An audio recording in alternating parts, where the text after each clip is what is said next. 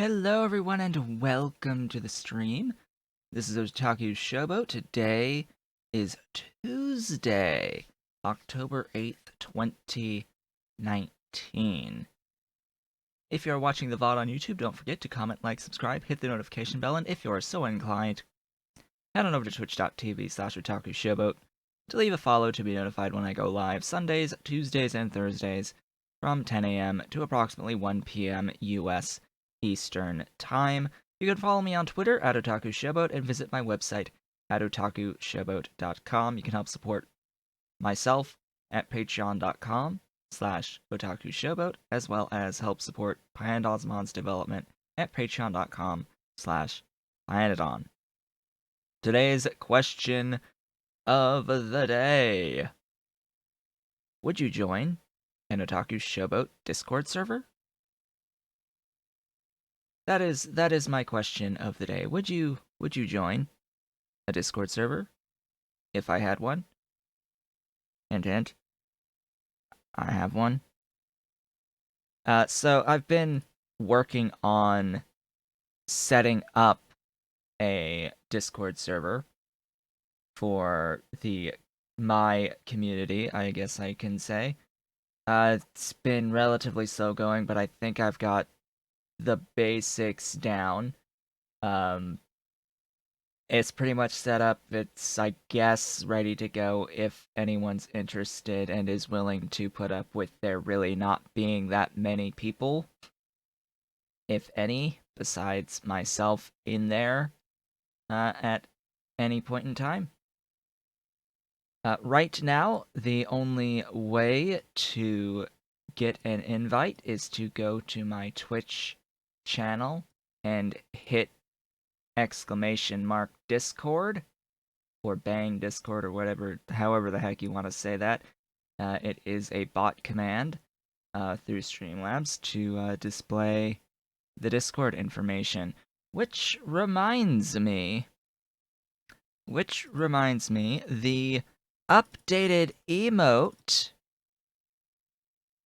has been approved. Our beautiful non-zero emote has been approved, so that is pretty awesome. It can now be used by everyone who is a subscriber on Twitch. So that is fantastic news. Also in the news today, you may or may not have noticed that the lighting's different. Hey, there's no more, like, no, not as bad. You can see, like, if I move here, you could sort of see some shadow. But, like, look at this improvement. It's amazing. The lighting is a lot better now because the new softbox lights came in. They are absolutely gigantic. Absolutely huge, but not so huge that I actually had to move my desk around. So they actually managed to fit. They were pretty hellish, finicky to set up these actual boxes around the lights. But once I figured it out, and then did it 3 times, yeah, it was a lot easier than I at first thought. It's just moving around these huge things is a little bit difficult, especially when one is on a boom arm. I do have the third one off to the side, pointing directly towards the green screen, but even that is not exactly ideal because the ceiling is a little bit too low to properly make use of the boom arm to get it exactly how I would intend to have it. But anyway, so that's here. It's working. It's actually, I'm only actually using half of the light, half of the bulbs in each at the moment. Well, they have each one has 4 75-watt compact fluorescents, and I have all of the bulbs installed, but I only have half of them on because on the back, there's 2 switches so that you can control how many you have on at once. So all 3 of them are only using about half because, yeah, it's a little bright. It's a little bright with all of it going all at once. So we're on half, and like the actual webcam now is able to produce a much better image with proper lighting. I was able to drastically reduce the exposure and the gain, which has very much helped the overall picture quality, as well as be able to adjust my chroma key so that it's producing a better image in the back. You can like occasionally see a small shadow behind me, but now the shadows are for the most part dead and gone. As I move around here, you can see, hey, it, it's functioning. It's functioning very well, and I like that a lot. So that's good news number one. Well, that's good news of the first of the news. The second of the news is about my system memory. So last stream, I talked about how, hey, I have corrupt memory, and I was having new memory arrive later that day on Sunday, along with my lighting. The lighting arrived first, I got to set all that up first, and then the memory arrived. Half of it. So I ordered a set of memory, DDR4, quad channel, four sticks, 4 by 8 gigabytes of Crucial Ballistics Sport LT in white. 4 by 8 gigabyte for a total of 32 gigabytes at speed of 3200 megahertz, up to 3200 megahertz at 1.35 volts. What I got was a blister pack that had a sticker that said 4 by 32 megahertz on a blister pack of 2 memory modules. An actual manufacturer sticker on a pack of 2 memory modules. So this was clearly mislabeled, and then whoever did the packaging of it just didn't care to notice anything wrong on Amazon's side. So yeah, I got half the memory that I paid for. And the sticks, see, it would have been one thing if the sticks were 16 gigabyte sticks and I got my 32 gigs regardless. I mean, I would have been okay with that. But they were 8 gigabyte sticks. I did check that first, that they were 8 gigabyte sticks and not 16. And so, yeah, I ended up with 16 gigabytes of memory when I paid for 32. So in this case, I called Amazon. Well, I had Amazon call me because they have great support through Amazon. Amazon has like fantastic customer support in case of issues like this. So what they did was, I guess that the exact memory kit that I did buy was no longer in stock directly through Amazon. So instead, they had me buy a 2 by 8 kit. So instead of replacing the 4, they just sent me for free another 2 sticks. So I have another 2 sticks arriving tomorrow, and they put a promotional credit that fully covered the cost of it. So it's essentially just a new purchase of a 2 by 8 gigabyte kit. Now, here's hoping that I actually get the 2 by 8 gigabyte kit at 3200 megahertz that I have ordered. Because apparently, apparently, there is one other review that I hadn't looked at from earlier in September of someone having a very similar issue of a mislabeled product. And they had given a 1-star review. I don't think that you should give the 1-star reviews in these instances. Yes, ding them, but the point is if you get it resolved through Amazon, don't leave a 1-star. Things happen, especially with Amazon, by the way, especially with computer products. I have had many, many issues with buying computer equipment through Amazon in the past, either getting the wrong product twice in a row, or getting something that, well, I guess in general, it was just getting the wrong product sometimes. A long time ago, I had ordered what was supposed to be a temporary motherboard, a very cheap temporary motherboard, as I was waiting on brand new equipment to arrive. Just something to throw together because I had thought that my current motherboard at the time had died on me. As it turns out, I was just ignorant of how the boot sequence works if you had a RAID array and the BIOS resets. But that's another topic for another time. As it turns out, the motherboard I was trying to replace wasn't actually broken, but I had ordered a replacement cheap motherboard and they sent me the wrong model entirely.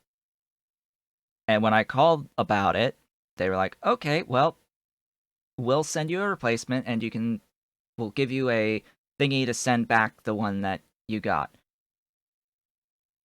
Later on, they sent me the replacement. It was the exact same one that was wrong that they sent me.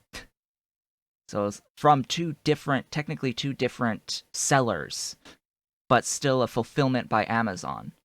So they ended up just refunding the purchase and let me keep one of them in the end. It's like, oh, okay, fine. But having again another issue with electronic equipment is like, gosh, it's just one of those moments where like this is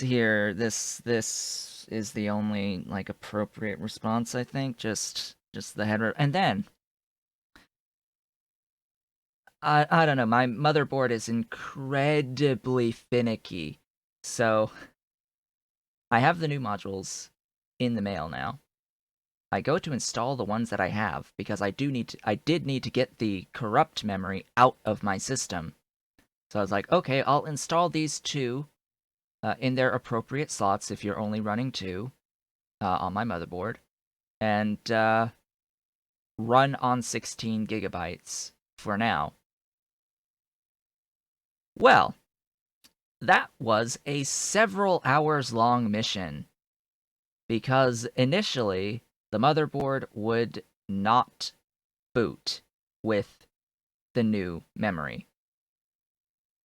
It was throwing error 53, memory error, memory initialization errors initially. I managed to get it to the point where it was giving a error code 60, which is like something unrelated to memory entirely, but the point was it was always ending up in endless reboot cycles for a little bit. Then I updated my BIOS. So I was running an old BIOS version, like version 9 on this, when it's the most updated version of the BIOS is 23C. That was released a year and a half ago. Or not year and a half exactly, but last year in June. So I updated the BIOS, and eventually, after seating and reseating, getting it exactly properly seated, both of these module slots, I finally managed to get the thing to boot up and load the XMP profile for the 3.2 or the 3200 megahertz setting on it. So, hallelujah, finally I've got it working again. The only thing is I've like it reset like everything with the motherboard as well. During this whole process, I like set everything back to default. So the only thing that's not default settings now on my motherboard is that the XMP profile is enabled on the memory, which means that I don't actually technically have a custom overclock. I sort of on my processor, I sort of just have like the motherboard's turbo on. I mean, it's still a 4.3 gigahertz overclock on my processor, which is actually decent, and I think pretty much the same as what it was for the actual clock speed. But yeah, and then we shall see what will happen when the other two memory modules arrive, and I try to run the full 32 gigabytes because I really notice the difference between having 16 and 32 gigabytes of memory. Oh my god, it is incredibly noticeable. The delay on things, and even Factorio itself in my stream save is going to have a lower UPS today with 16 gigs of memory versus what it was on the 32. So this is going to be fun. I'm going to load up the game now so we can actually get started. Fortunately, 0 errors in OCCT, so it's running fine.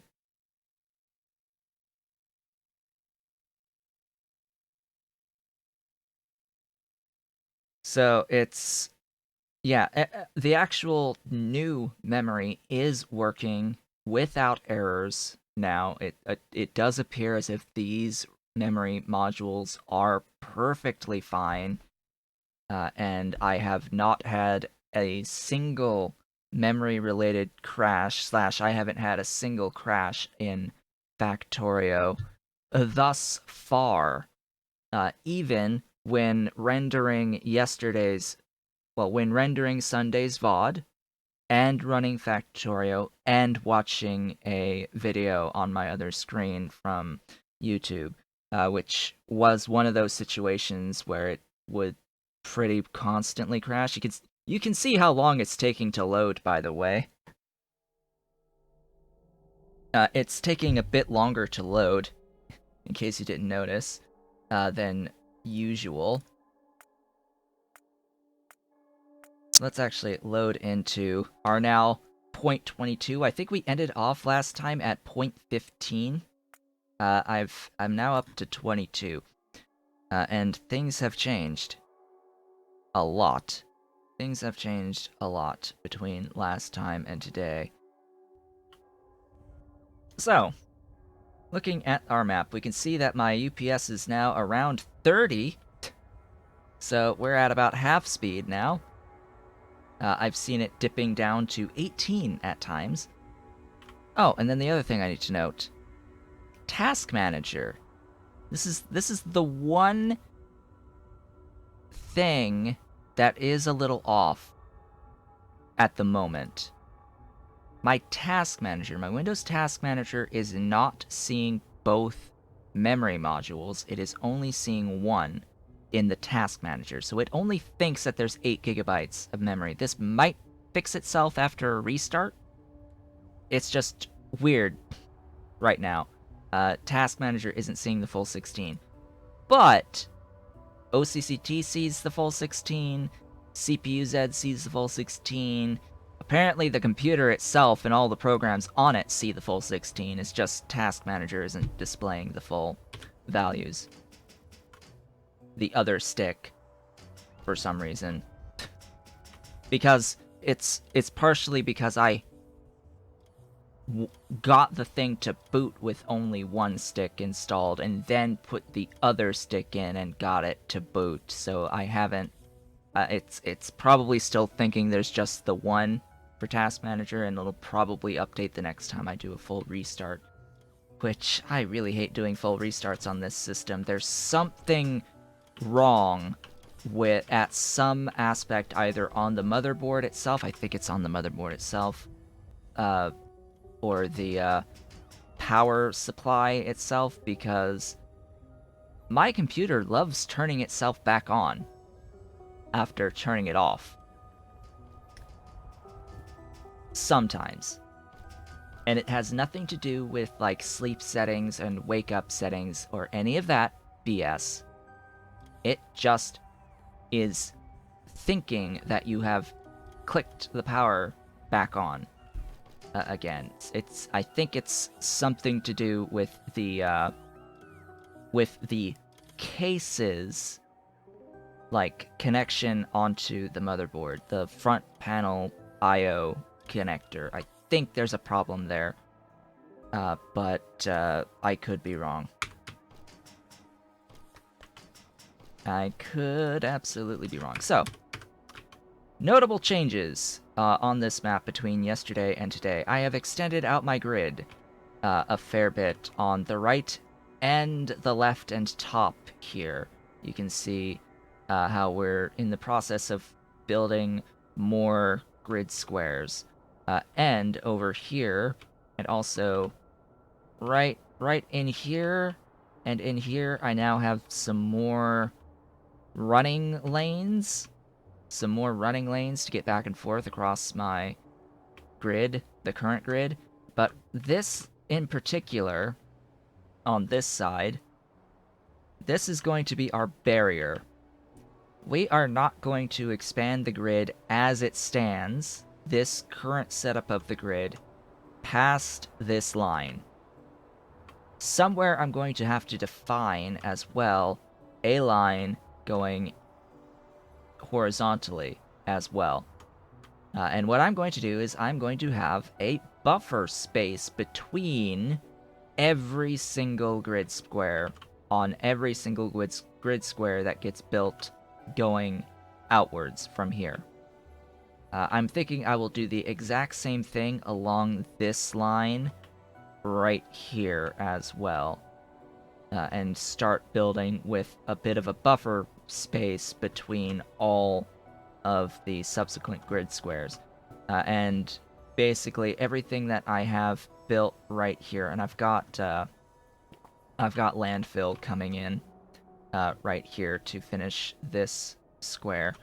This will be the end of, or the extent of what I currently have. I might landfill all of this and finish off the squares in here and quite literally try to square off my grid, and we will go from there.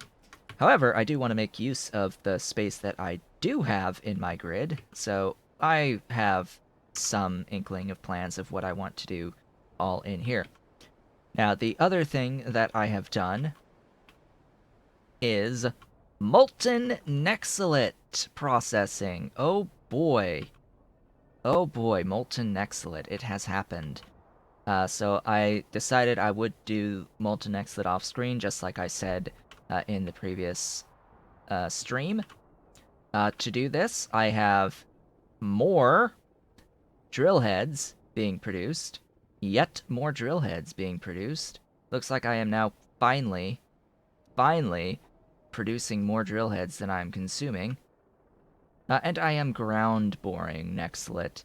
Now, the reason why I felt somewhat comfortable ground boring nexalite is because at this time I had about 150 units per second of drilling fluid 2 production spare after the changes that were made to the consumption of drilling fluid. So I was only using 150 on my current chromium mining, and I had the capability of producing 300. So I decided, you know what, let's just use some drilling fluid on the nexalite here, since I don't need it for nickel. I'll need it for zinc, but I don't need it for nickel. And this is a much smaller setup than doing it out of tailings. Yes, it I guess would be better to do it out of tailings, but that is a lot more space. That is a lot more space. And technically speaking, drilling fluid 2 isn't that big of an overall footprint by comparison. Like, I think that the drilling fluid 2 footprint is a lot smaller overall than doing the equivalent amount of output of raw nextlet out of tailings.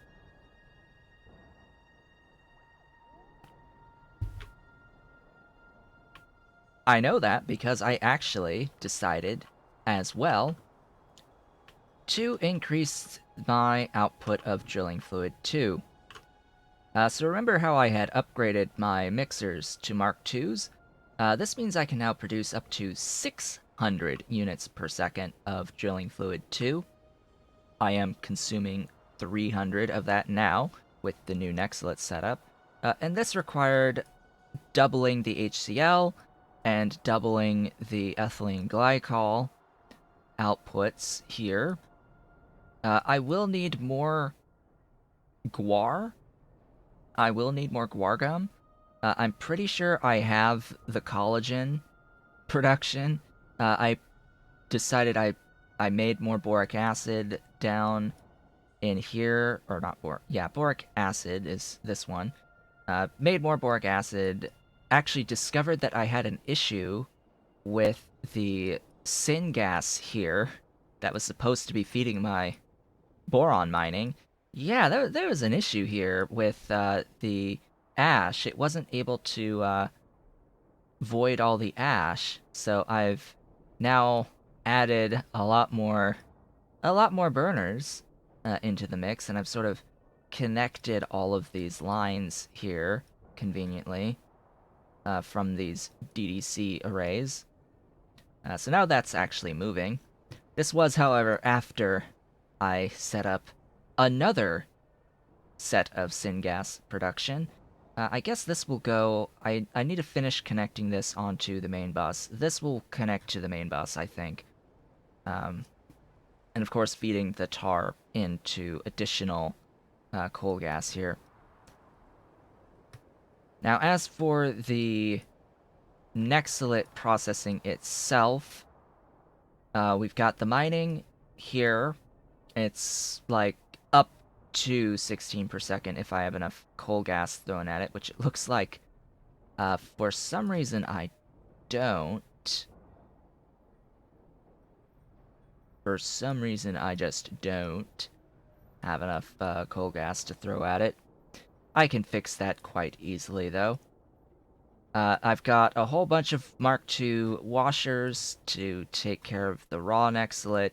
Now, note that this actually produces a pretty good amount of tailings, so you can get additional ore. There is a loop here, a minor geometric series here on converting your tailings into even more raw Nextlet that will, of course, produce more tailings that can become more raw Nextlet. That, yeah. So there is a geometric series loop there. Cleaning it, and then crushing it into G1, and then screening the 1 into 2 and 3, and then into...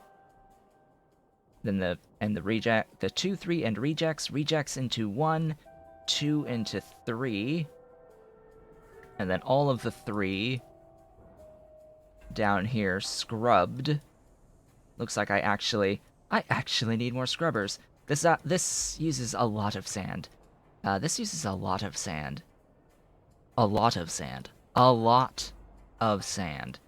I have 60 per second sand coming in here to feed this. Would I care to share the save file? Well, not really at this point.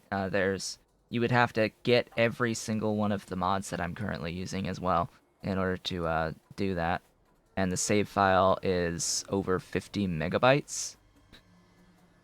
It's a pretty big save file. Also, there is a setting I need to turn on. Where is this setting? That's the setting. I want to show my timestamps.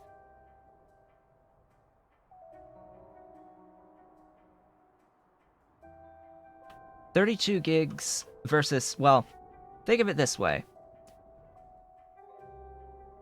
My computer, while running the 32 gigabytes of memory,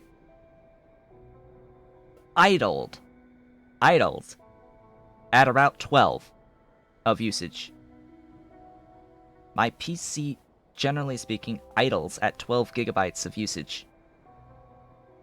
So when you have 16, that does end up being a bottleneck versus 32. At 32, I've had times where I've had my programs running and I was using 16 or more. Like right now in the current setup with the streaming and the Chrome in the background, which Chrome uses a lot of memory as well, that would normally be like 16 to 18 plus of memory usage. So being 16 is constrictive. It's because it will use what it has available to it. Windows will use what it has available to it. In fact, if I look at my current memory usage now, this is going to lie to me. I actually have to load up desktop OCC. Oh, there it is.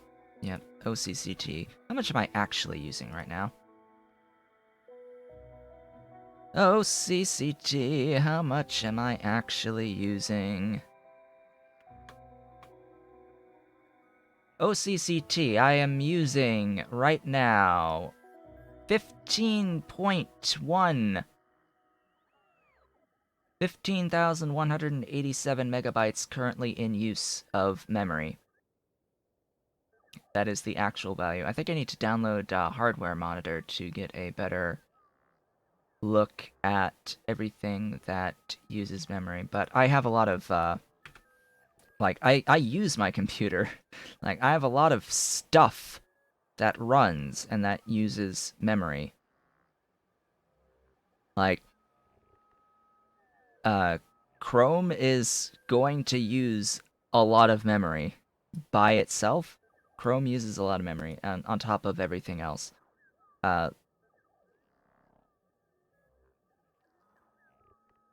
As for Streamlabs OBS, that's using like 500 megs, something like that.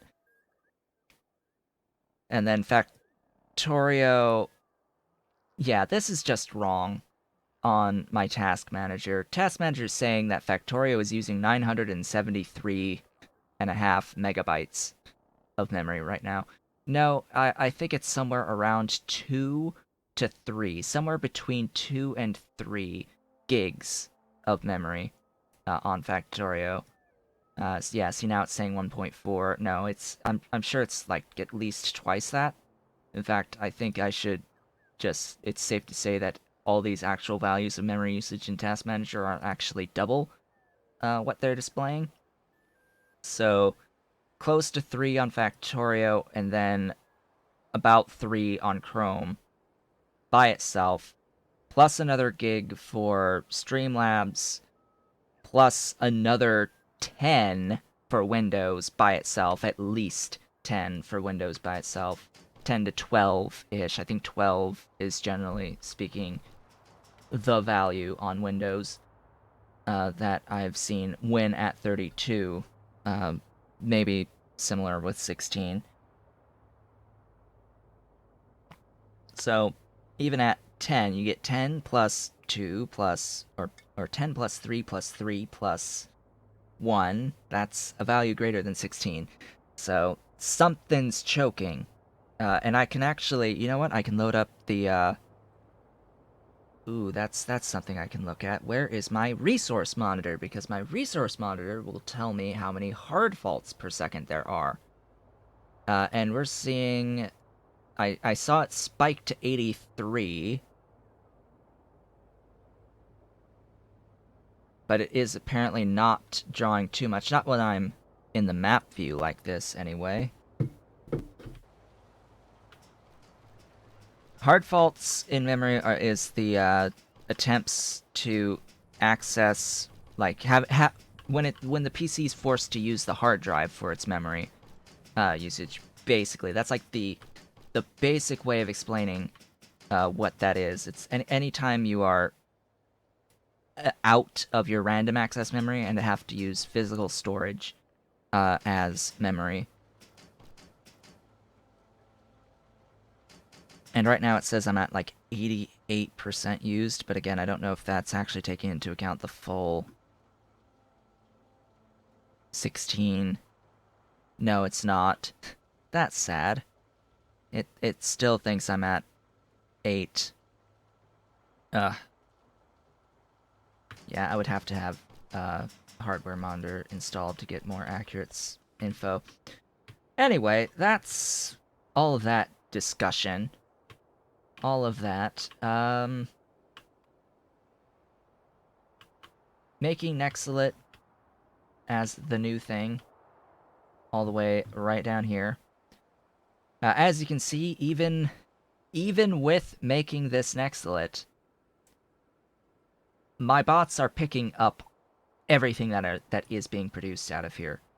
And you can see that these scrubbers are all operating at 100%, and I'm still producing more G3 that I can actually fully process. So I can actually improve this by adding additional scrubbers.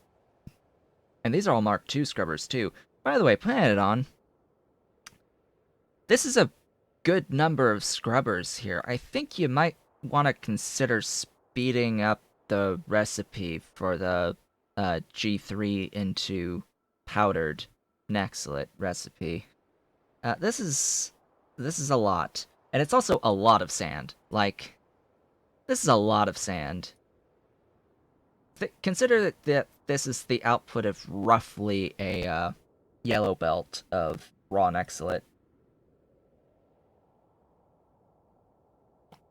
This is a fair amount of raw Nextlet being processed, but yeah, it's a little much. Did I manage to figure out what was causing the Balmora graphical artifacts? Yes, I actually fixed that right after the stream on Thursday. There was a couple of issues with models, actually. It was the models for the tables and a model for the tree that I think was just missing.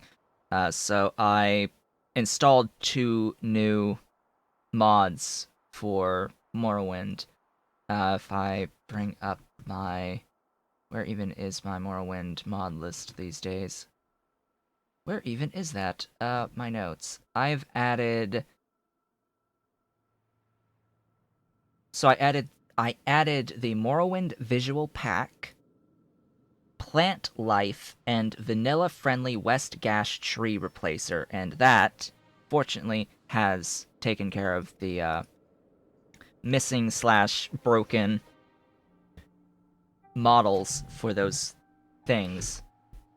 I also, like, manually removed the existing modded models that were causing problems, so there shouldn't be any more of those weird artifact things going on in the Morrowind playthrough on Thursday.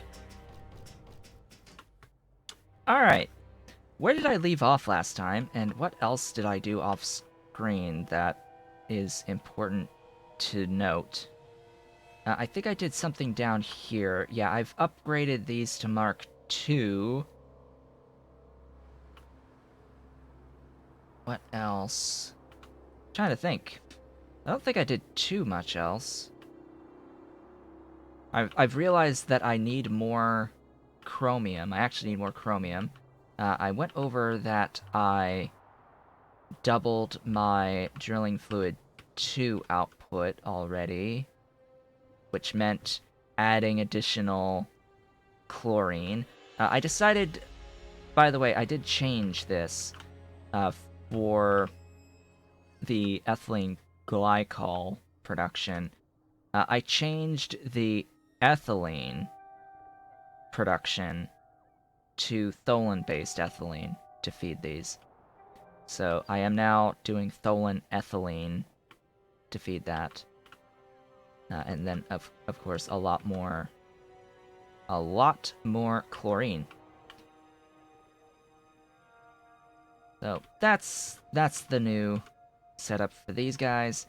I need additional chromium, as well as additional... Well, I want to set up drilling fluid 3 as well, so I need to keep scaling. I need to, like, keep scaling this up to drilling fluid 3, because I will need some molybdenum ore. I will need molybdenum ore. I have noticed that I am lacking in cermet production. I can improve that by going down here and scaling this up. Upgrade to Mark II and such. I think that would be ideal, because it would continue making use of the resources that I already have down here. I do have a slight lack of syngas, though. I just need a bit more cermet than what I'm currently producing. Just a bit more than what I'm currently producing. But I wanted to try to start making this up on my network, and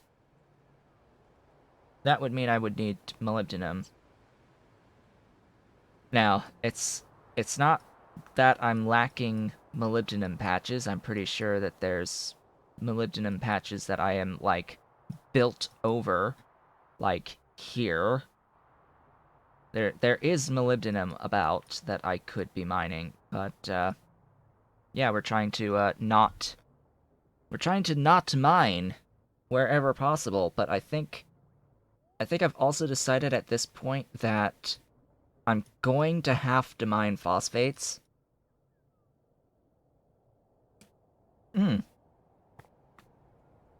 Yesterday I recorded the phosphate rock processing video, by the way, which, yeah, I did have a bit of a discussion about the prospect of whether or not you can or should continue mining phosphate rocks when you do get the ability to make them out of collagen and such, and I pretty much came to the conclusion of just mine it.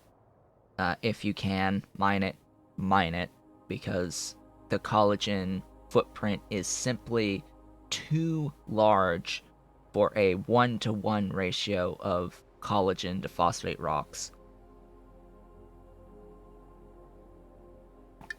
It's simply too big of a overall footprint on the production of collagen.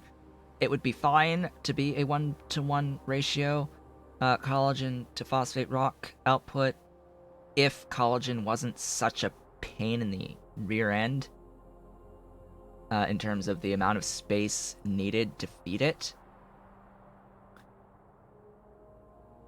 But as things currently stand, it's just not worth it. It's just not worth it, and you need a lot. That's actually an understatement. You need a lot of phosphates going into the late game. Just like you need a lot of Nextlit going into the late game, you need a lot of phosphate going into the late game. Like, holy crap. The demand on your phosphoric acid for graphene rolls is going to be astronomical. And the demand on your phosphate rocks going into the molten stainless steel for your super steel and stainless steel itself, that's already huge. And then you take into consideration, hey, we're going to be needing to make phosphate glass as well out of rocks. So we've got a huge demand for the base rocks themselves, as well as a huge demand going into the additional circuit 2s that are going to be required alone for the phosphoric acid, on top of eventually even as well quantum dots. I think that's also use of phosphine there. So you have phosphine getting used, you have phosphoric acid getting used, and you have the phosphate rocks getting used going to the late game, and then you also have the phosphorus acid in the lead production line. So it's crazy. Like, literally every single aspect of phosphate rocks gets used, and for the exception of the phosphorus acid, is used a ton. And the only alternative way of getting the rocks is converting collagen into rocks and at a 1-to-1 ratio. And that's just not good.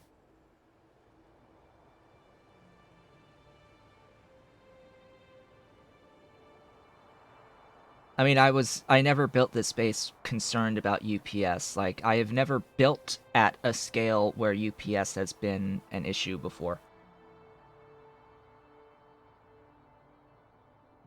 This is the biggest base I've ever built, period. And I gave no consideration as to UPS. Would it be better with trains? Maybe. But I don't like that style. I don't like that style. I spent so much time on the main bus setup because I don't like bots as much either, because it just turns into this every time. It turns into these grids every time with robots. It's like you're either going to build robot grids, or you're going to have to think way ahead of time on how you're going to design around rails. I haven't built a single unit of rail, by the way. Just, oh yeah, right, I don't have a single unit of rail in this entire base. I haven't even built a single rail. I could, though. Oh my god, the solder requirement on that, though. Oh yeah, I don't think I ever mentioned. Speaking of solder, I have adjusted my solder production down here. I did this a while ago, and I never pointed it out because solder gets used in the aluminium tiles that I so very much love. I changed this to the recipe that also uses silver. I have a lot of silver right now, so I decided, you know what, let's do the silver recipe. And this is actually a really good recipe. Like, the silver plus tin plus lead plus tar, the top recipe for solder is actually really good. Like, this is an amazing recipe. The output just skyrocketed on the solder, but it also required that I had to, you know, shove a lot more tin down this line.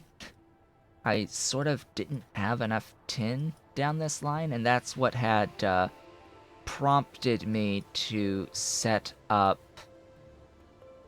if I can find it, this tin right here. So I'm using more drilling fluid 1 to get tin here. It's not all the way up to high grade yet. It's only G4 processing of tin right now. But, yeah, I will eventually get this all the way up into high grade. It's just when I have the time. I would prefer doing that off screen. So I got more tin, and then what I've done is I've put a requester chest for tin here at the termination of my bus, and I reversed the belt all the way down. So now there is plenty of tin to feed that solder, and now I apparently have an overabundance or a sufficient amount of solder. So, now that it's been close to an hour, let's actually start doing things related to purple science. That would be great. Last we left off, besides the 3 crashes that I was experiencing last time, by the way, I think I'd like 10? Wasn't I like at 48? Wasn't it 48, 50-ish? Generally on the UPS as of the last stream. I think it was somewhere around there. It wasn't straight up 60 all the time. It was like 40s, 50s, somewhere around in there. Now I'm like 30s. We shall see how that changes going forward.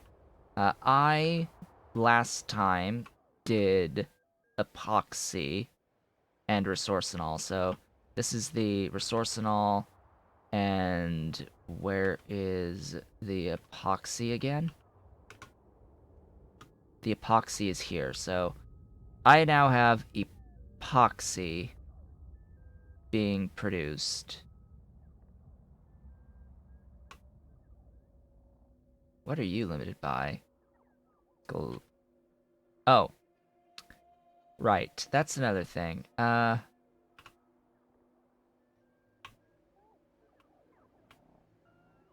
That's what I didn't do. So I need to go over there because I need to vent excess oleochemicals. Unless there's something I can do with them besides venting it. That would be useful. No. Huh, I can convert it to crude with filtration media. I don't think so.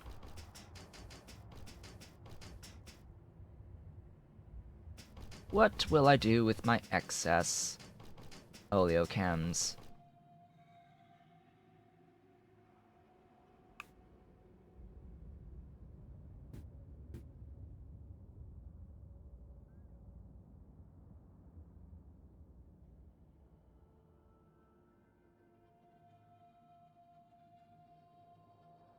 Not interested in spending chromium.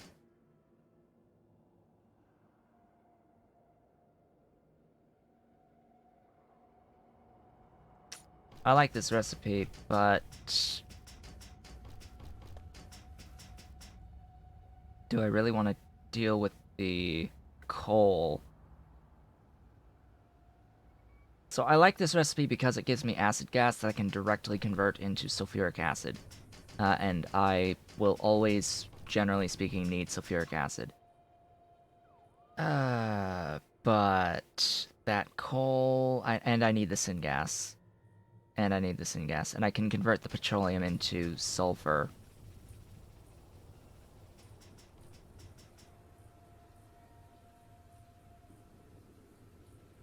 Can I be bothered to do this? No. Short answer, no. I'm just gonna go wherever... Where is it? Down here. Right down here. We are going to do this.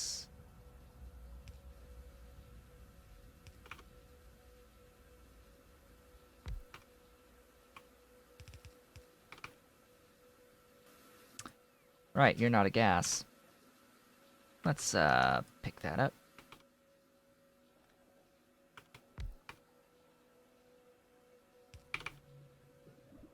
Yeah. That'll work. So...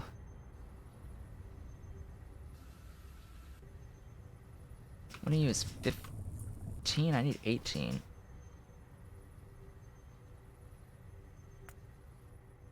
I need that much. There we go. That will do. Actually... Oh! Yes. I would much rather be you. I would much rather you.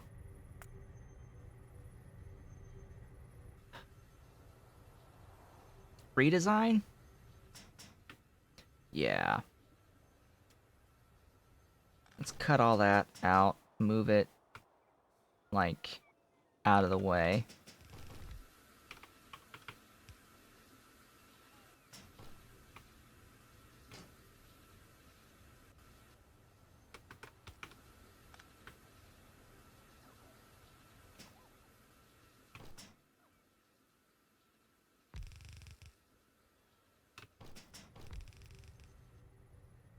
Get this logistics done.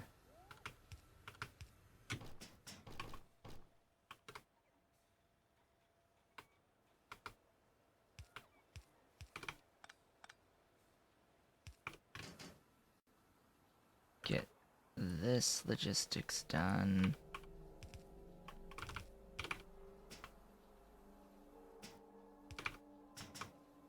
And we're good.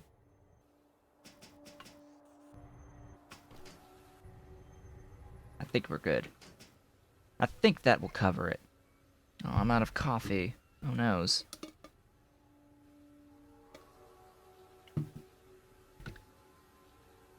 Now, issue. I don't have enough nichrome. I am incredibly starved for the nichrome at the moment.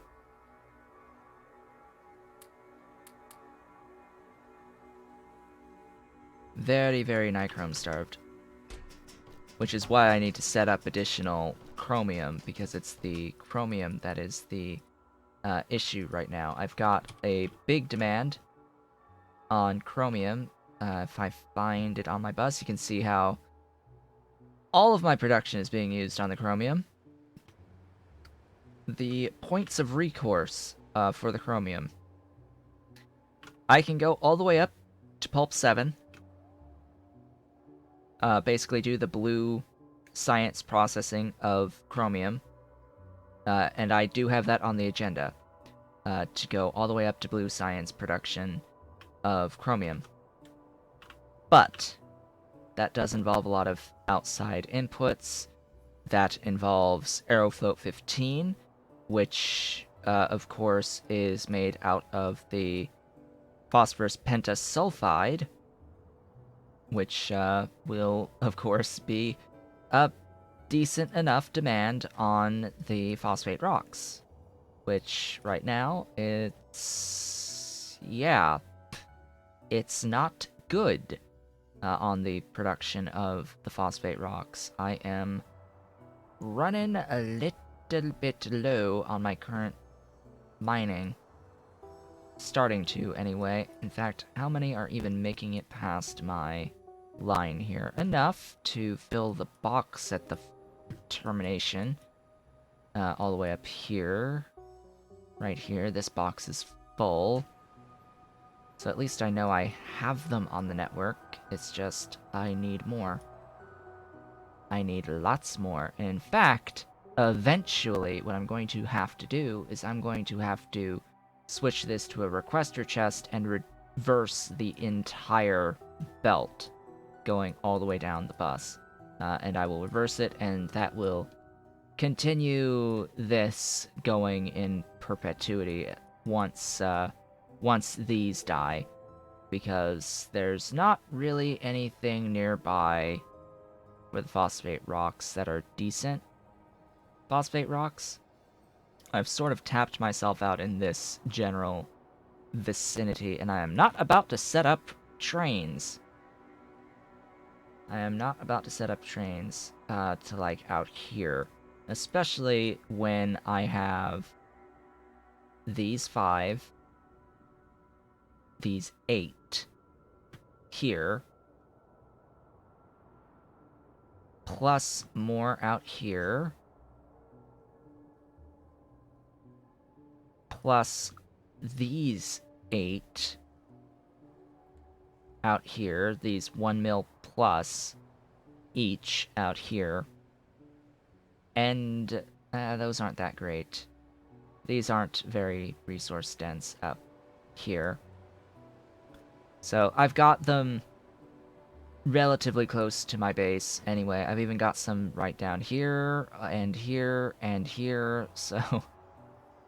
And, of course, all of this nonsense up out here. How many of this? How many is this?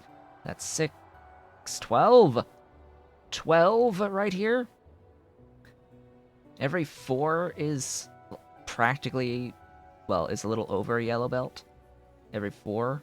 So it's like, okay, that's a fair amount.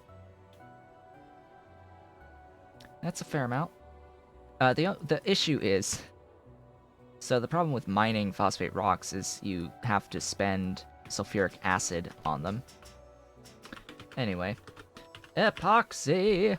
What was I working towards? With the epoxy, I was working towards the Nexilite Matrix. That's what I was working on. Nexilite Matrix in nanomaterial factories. Why do I need Nexilite Matrix? I need Nexilite Matrix for Nenbit Matrix with niobium titanium alloy. Ooh, niobium titanium. Now, I think I have set up this already, so that is fine. But I need my Nexilite Matrix for my Nenbit Matrix. Now, my nanomaterial factory, I'm carrying these around. I need to place this up near where I am making my boric acid, because I do not want to have boric acid piped great distances. I would rather pipe diborane and make the boric acid locally, because diborane is the more resource-dense product, fluid. It's easier to move diborane than it is boric acid, because 1 unit of diborane makes 5 units of boric acid.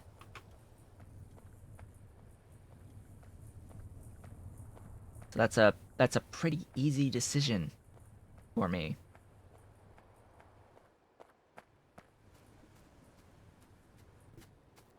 Now, let's have a look at production for this. I may as well put this right over here. Nexilite matrices. Of course, with productivity modules. What was I targeting again?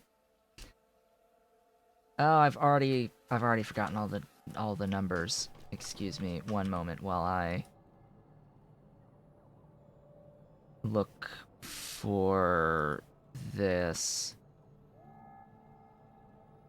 The N-bit matrix is for these guys.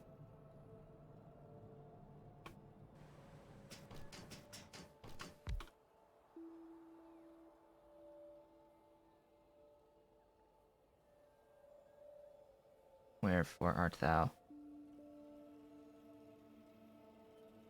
I am so blind. I be blind.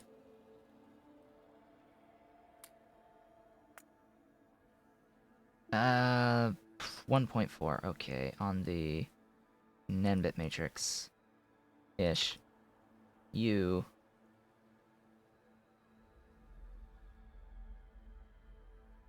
Oh, yeah, just yeah. Okay.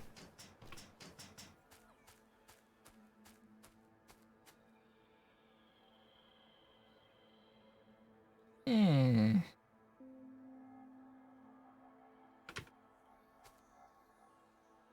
Why? Hold up. Why you need to be right-angled? Why do you need to be at a right angle? You do not need to be at a right angle. Like, excuse me. Anyway, the vacuum here is enough. It's not enough. It is enough with speed modules.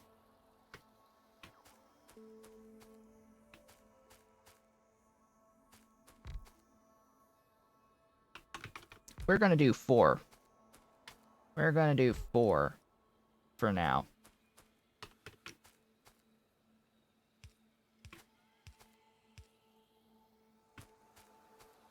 Let's do this below.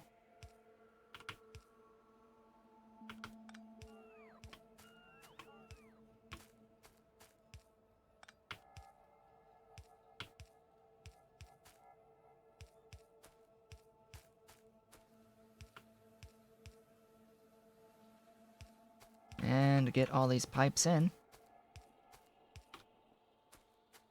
Then get the requester chest going and the provider chests going, and we will be good.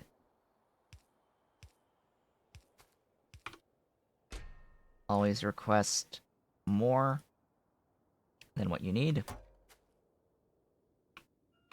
And paste that over.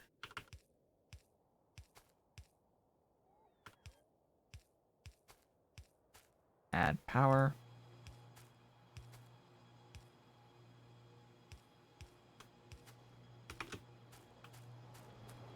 Oh yeah, need modules. Anyway, so that is Nexlet Matrix. Glorious Nexlet Matrix. Alright, I'm looking at this with one of these, but I'm totally gonna build it with these guys. They use the same a number of modules, so I'm not too worried about that. Yeah, I'm gonna have a look again at exact new numbers. The more precise numerical values. Back here.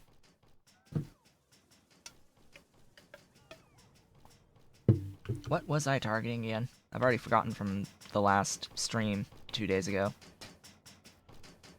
At least we don't have to worry about the crashes anymore. That's a relief.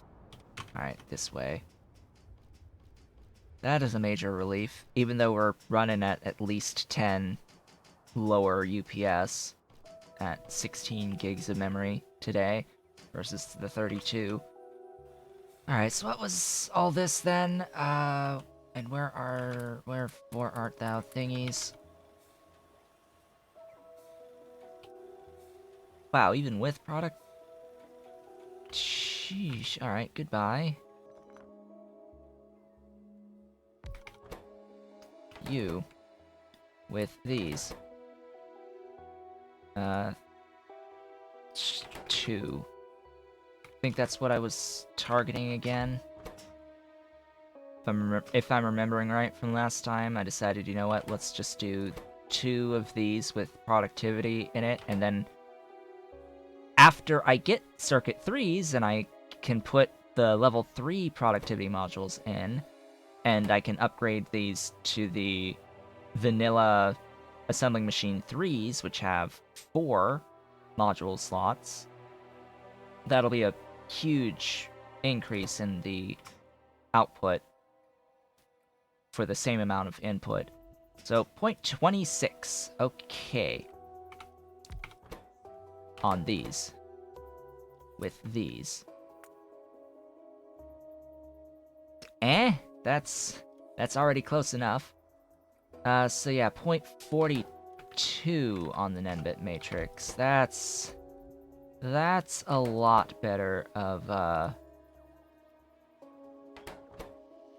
a requirement here. So yeah, that's 2.1. So I'm pretty sure what I just built out with those nanos on this with these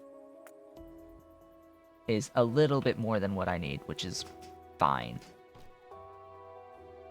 I am going to cut these, and I'm going to paste them all the way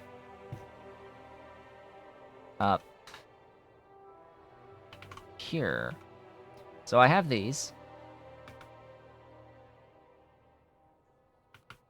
It was the one of those, and then 2. Hold up. Wait a minute, what? 1, 6. 6, okay. Well, how about I, You know what? Let's get this placed.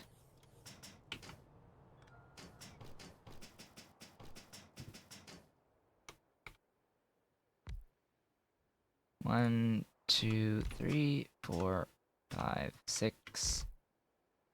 With the inputs, outputs, input, output.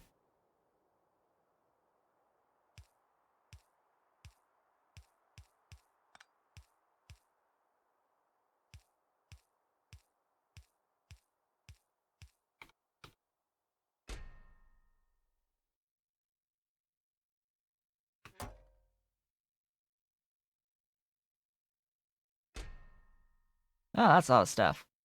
That's a lot of stuff.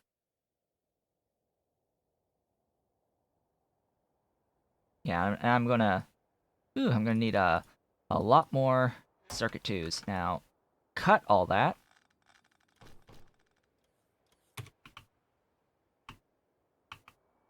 And paste it up in here. I'll say right there. And I can kill those. And that, as they say, is that. So there's control units! Control units are done. Dunzos. Don't have enough circuits to feed it, but hey, they're done. That just leaves the advanced coding going into the coded containers and the nuclear samples. Our nuke samples! Something about this process was going to require something new, wasn't it? On the nuke samples.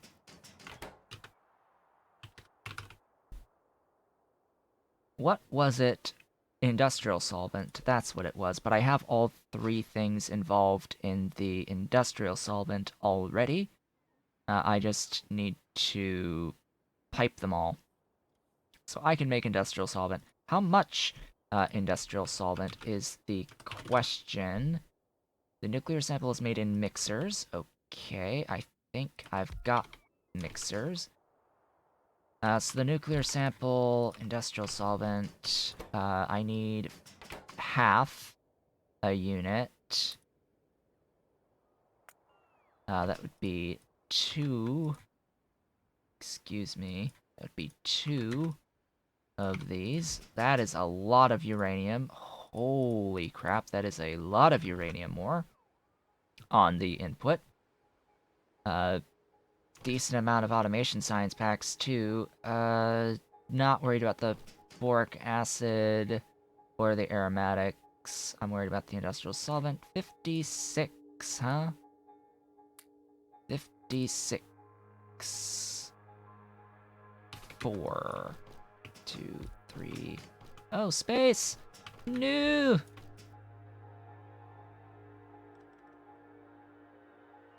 There we go. There we go. That will be that, so 112.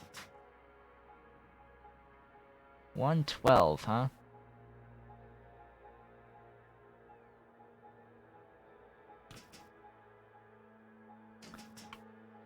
And then you... I guess I'll let these live here. Sure. Red science. Plonk.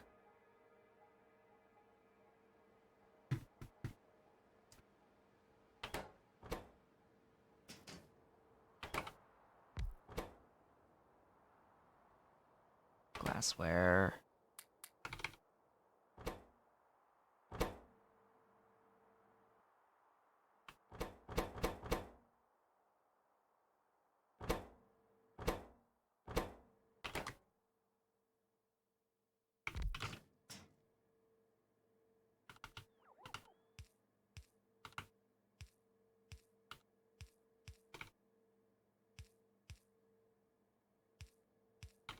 So I already have the substrate being produced, the Falgi substrate. I just need the glassware.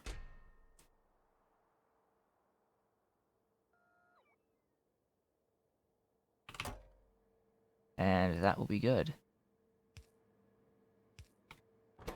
Ta-da! That's that's red science. That'll feed into these. Now, speaking of feeding into these, boink and boink.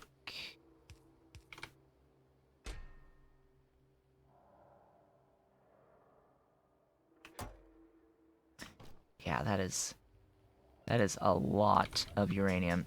Oh boy. Remember what I said about not wanting to really bust the boric acid? Yeah, it turns out I'm gonna have to move the boric acid a fair bit.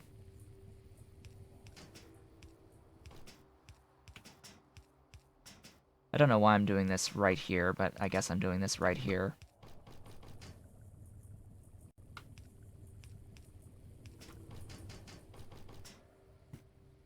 Similar setup here. Let's actually do this with some degree of, style.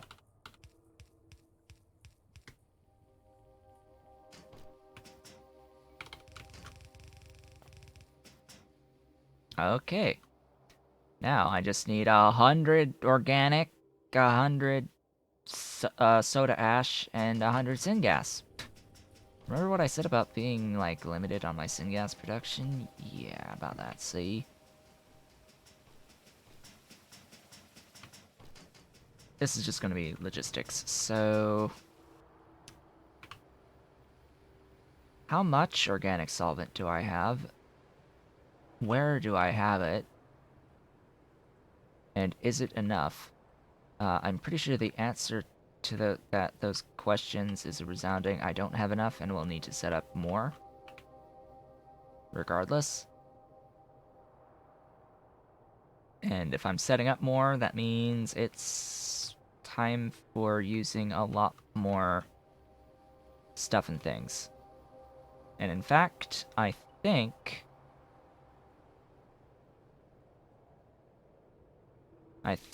I'm going to load up my Infinity Mode tutorial save, where I have a build that has the organic solvent at scale, a thing that I can easily copy over for organic solvent at scale, because I have a blueprint that includes the organic solvent at scale, but it's sort of a gigantic combined blueprint with a whole bunch of other stuff. It's actually a refined syngas at scale. Yeah, this thing is refined syngas at scale. What I need from this is this, and this. I need these. These are what I need. And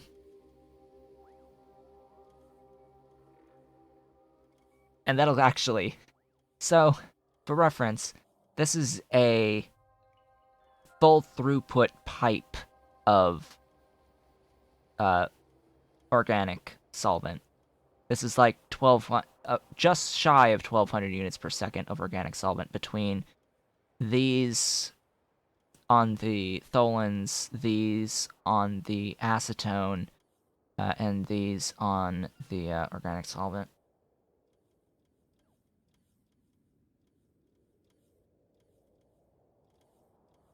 It's totally acetone and syngas, though, so... Syngas? Yes, I think it's acetone plus syngas. I have syngas right here, but this whole thing is, like, dead now because of the change to no longer have productivity modules in syngas production. So I would also need to produce a lot more syngas.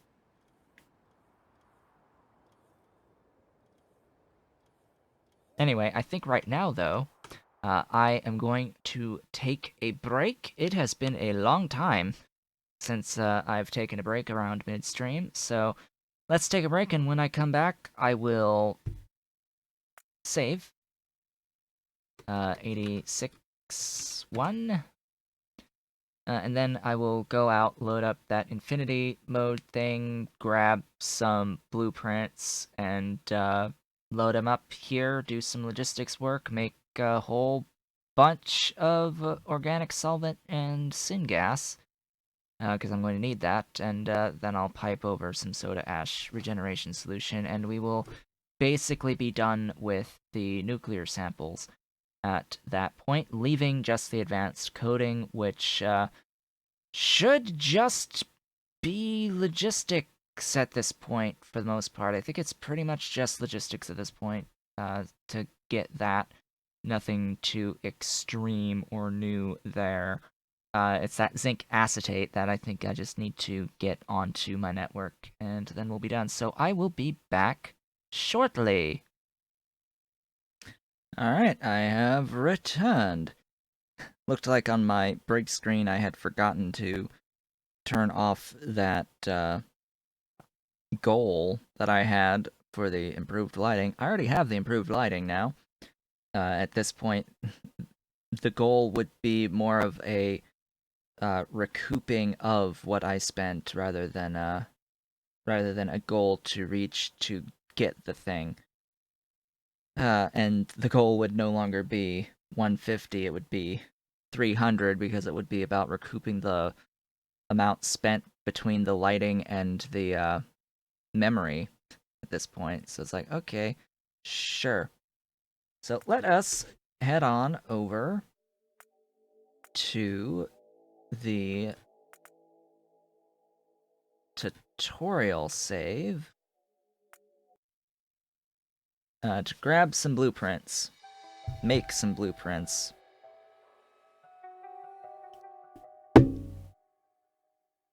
I had built this. I had built this setup here as part of a attempted design to have a specific... Oh gosh. Oh gosh, answering machine, oh noes. Oh no.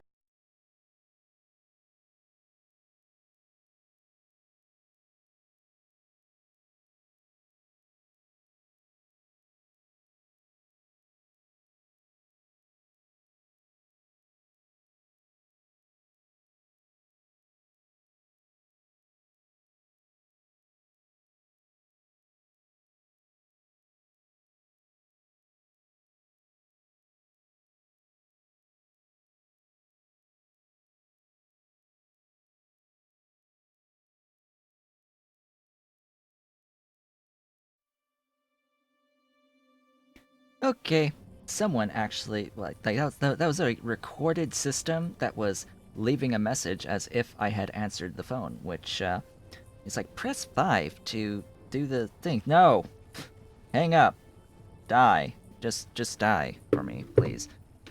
Anyway, let's oh yeah, so the last thing here. Oh hey, look, it's 60 frames, guys. We're back to 60 UPS.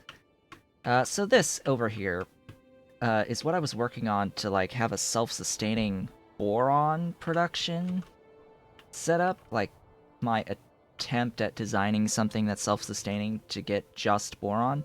You can see how this like starts to greatly expand because you need chromium and iron and steel for drill heads, for the borax, but you also need borax for the more advanced, like the molten steel and iron, and you need borax for if you want to do more advanced chromium casting. I think borax is involved in that or something like that. You need copper for like, you need a lot of copper for the HCl, lots of copper for the HCl, for the lamps, and this whole thing needs to change because now we get lamps back 50% of the time. So that changes things a lot. So this whole thing needs to be tweaked due to recent changes. But yeah, let's just say it gets rather crazy. And the more things you need to ground bore, the more drill heads you need, the more things that you need to ground bore to get the drill heads that you need. And yeah, and you need a lot of copper for the drilling fluid 1 that you need for the iron and for the borax. Fortunately, I'm getting the chromium through the, basically the ground boring method, or the, shall we say, classifying of sand method. Classifying sand with excess from the iron oxide going into the sticks, into the rich dust, and that's giving plenty of stuff. Plenty of stuff. Of course, sand castings are free. They're free, pretty much. But, yeah, so what I'm here for is this right here, these 4. Now, do I really need these 4? Not particularly. This needs a lot of syngas. How much syngas is that? Let's take a hike to have a look at how much syngas that is. That needs. I think it's like between 4 and 600. I forget exactly. Units per second.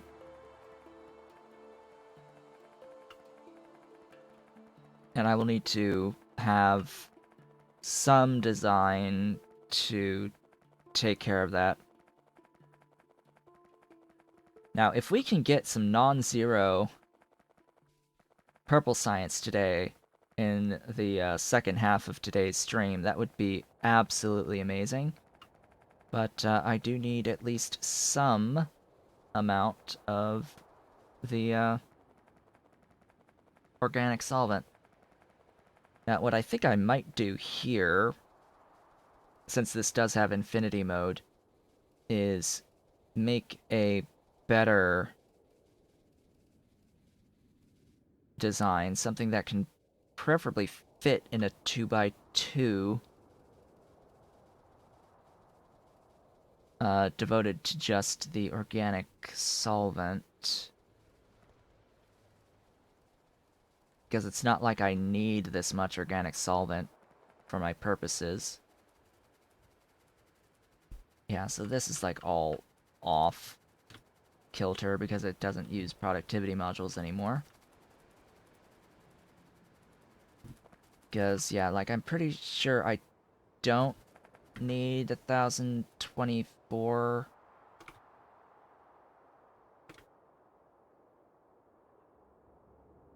Yeah, 133. Like, I'm pretty sure I don't need this much. Oh, and it's exactly that much in on the syngas. Yeah. Yeah, about that. How many is one line? How many is like 19?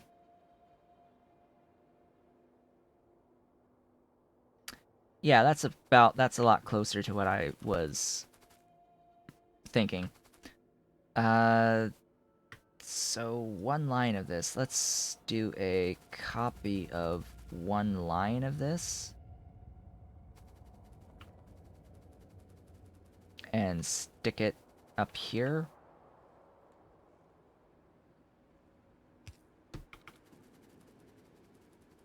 Then say I need 13063. Well, 13063 16, that's 14. That's not quite enough. So I am going to need 2. If I'm going to have 2, I'm going to grab the line here.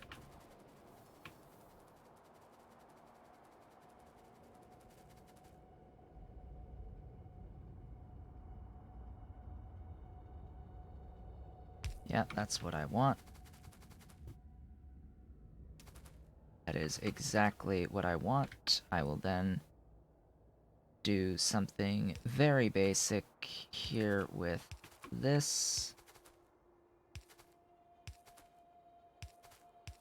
This is the benefit of having the Infinity mod. It's like instant build, basically, of all the stuff.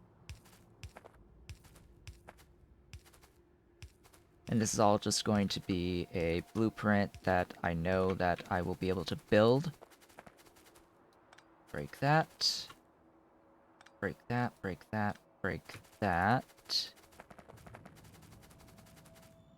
Break that, break that. I'll add them again later, but for now. You there, there. That is not what I need. There.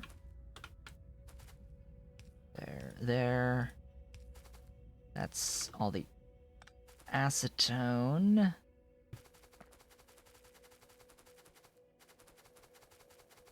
Then how many tholins? 266 and a third. Up to, now, this is 28. 466. So as long as I'm between...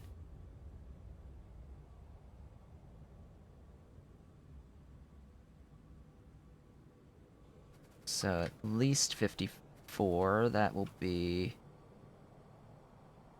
4. Alright.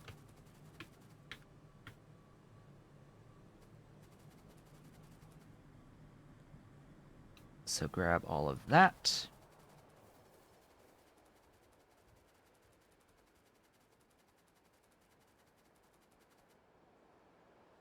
Wait a minute.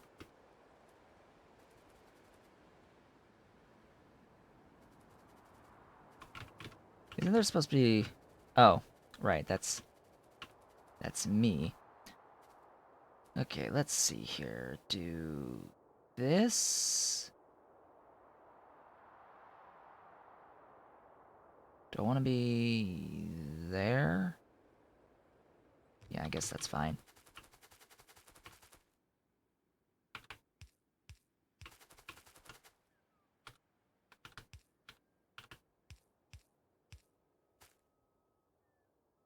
Doink, doink. Now I probably have, yeah, that on that side, so I will break those. And I have to make sure everything has power on.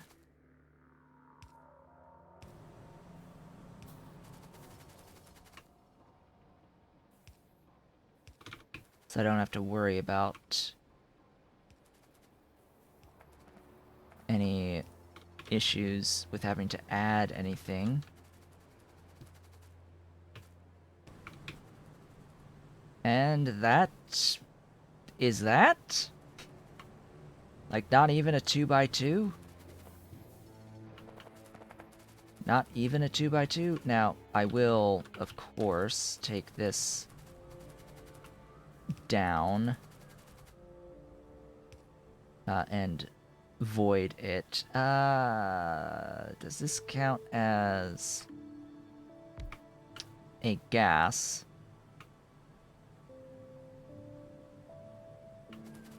I don't know. I honestly do not know.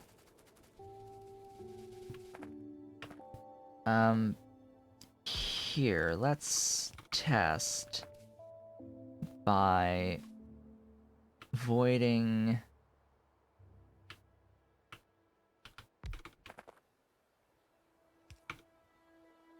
It does! It does count as a gas. It absolutely does. Yeah, so ammonia will get voided. in that way. That is basically all I needed to know on that front. Is, does it void in a tailings pond? And the answer is yes. It absolutely voids in a tailings pond. Now that just means I need the 130 or so syngas in. Now I'm pretty sure I won't be able to fit that in here by itself.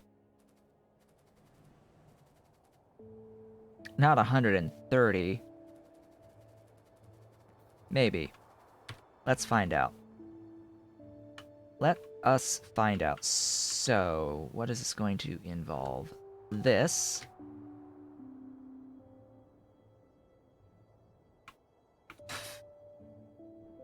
Yeah, this. You know what? Let's just grab.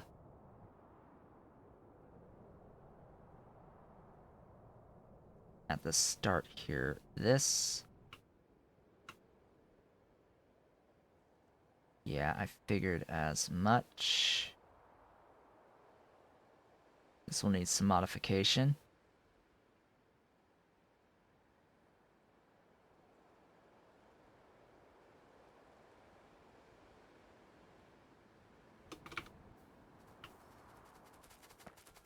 Just a little bit of modification.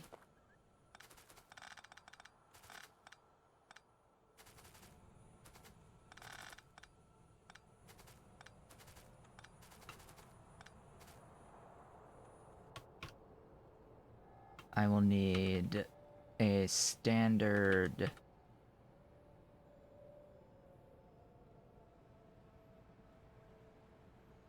U.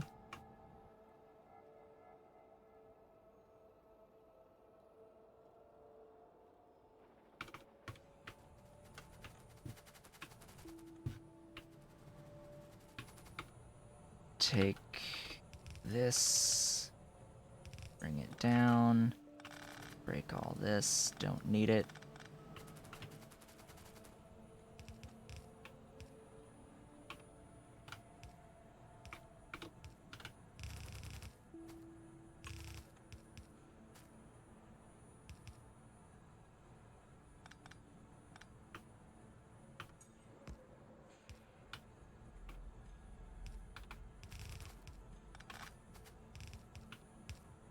That feeds that. Let's do this way.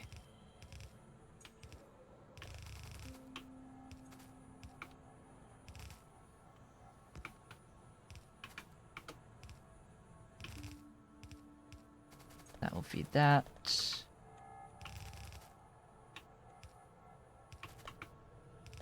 Bring this up.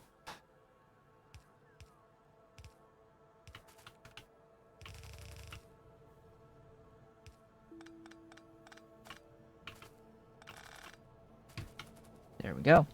That's that logistics that will feed into this. Now, this needs some work because I need to take the coal gas and I need to void stuff. I need to void the iron oxide as well as the ash that gets produced out of here, and I need to convert the tar into coal gas. So that is what needs to be done. Now down here I have a line with which to void things. Oh, it looks like this was not fully connected anyway. Here is my voiding of stuffs.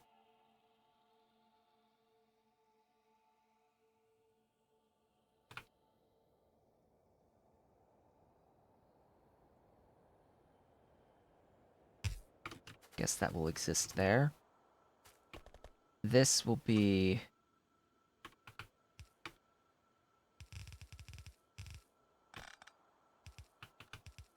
that line, and then this, of course, is that stuff. That is that stuff. The ash, excess ash and iron oxide will be available on my network.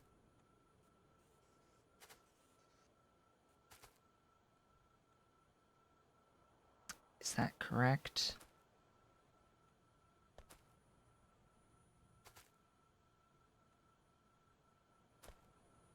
Yeah, I'm pretty sure that that is exactly how I want it. Now I need to take the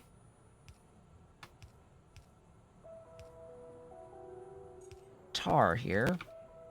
This makes about 300-ish tar.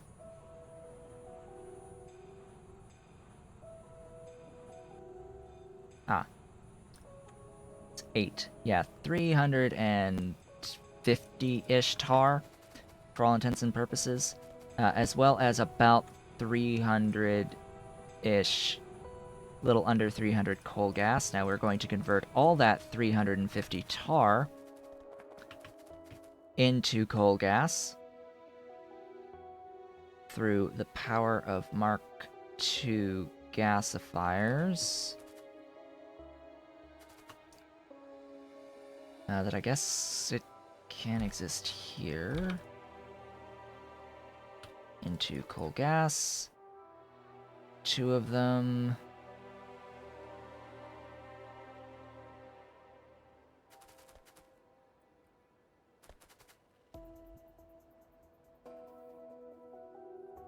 Three of them.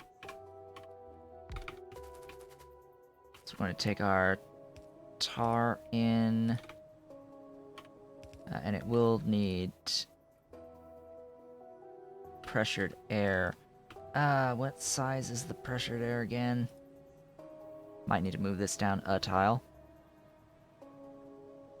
Pressured air, wherefore art thou? Where is it? Where is it? Where is it? Here. Figured it was 3x3.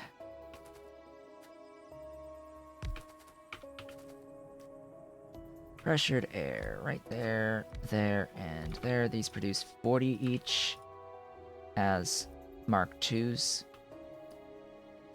So that is just fine.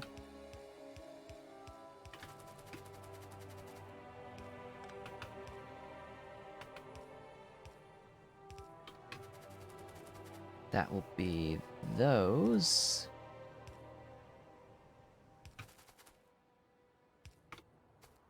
Get some things here for the ash.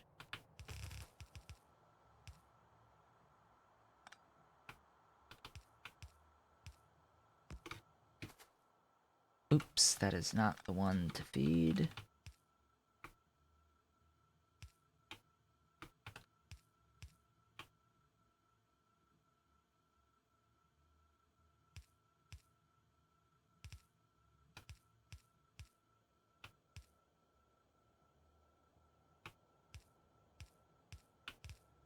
There we go. That will take care of that ash that gets produced out of here.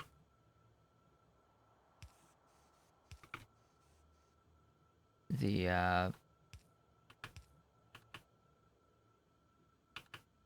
actually, you know what? I'm going to do this. We have our good friend, the tailings pond, to help void the flue gas.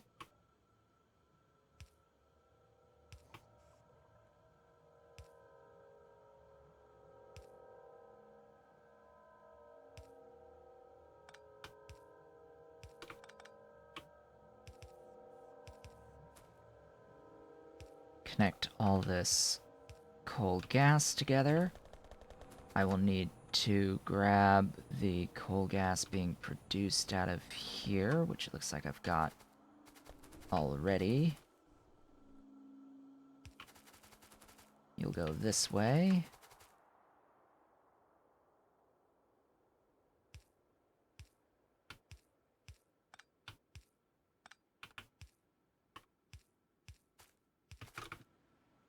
That will ideally connect all of the coal gas across the board. So that's an extra 4, 5, 6, 650, 60, 70s. And the 670s on the coal gas, but we are not done yet. Next is syngas.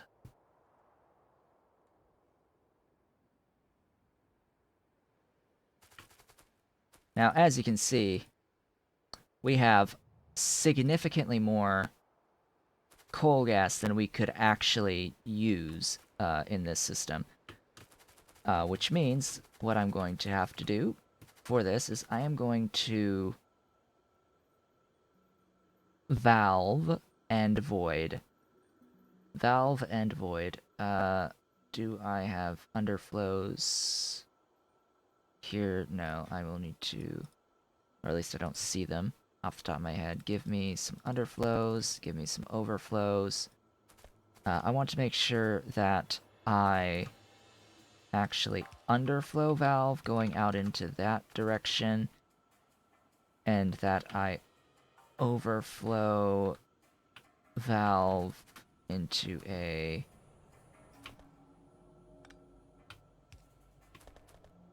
tailings. The excess out of there to keep this moving. Let's see, 4 of these. How much do I need again? 130. Yeah. So, little bit high on the scale here, but anyway. Do I even need to use the oxygen recipe is the question. Probably not. Yeah, I don't even need to use the oxygen recipe. So, I'll do that. I'll have a lot of excess coal gas that I can use if I so desire. I can get rid of the tailings pond and basically just connect this to the rest of my network and be golden. Absolutely golden. So that just means, yeah, get those replaced. As much as folks might hate me for not doing the more efficient one out of oxygen, this is how I'm choosing to do it.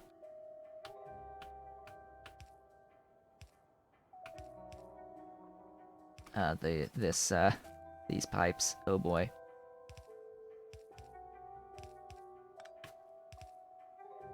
Grab a doohickey.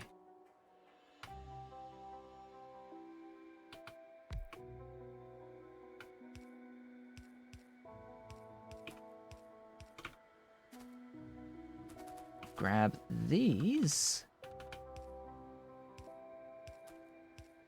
Actually, no. Use the long-handed inserters.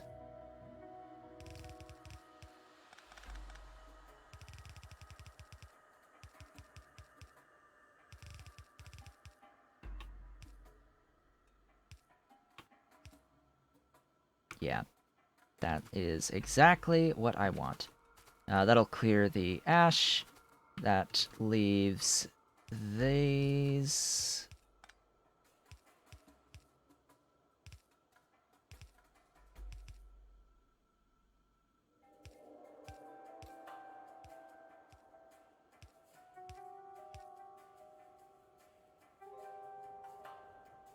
Which way do I want to go? Probably...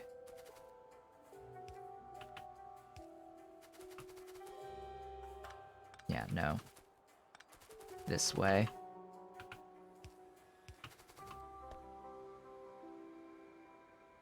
Or not.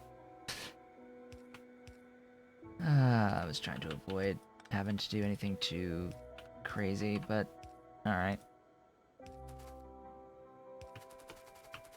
Now, remember what I did with that underflow valve here. I will do the same thing here. And what this basically does is it will allow for this tar to be used preferentially by these machines right here. It will preferentially take this tar out before flooding in what comes in from the DDCs. That is all that will do. Now I just need the syngas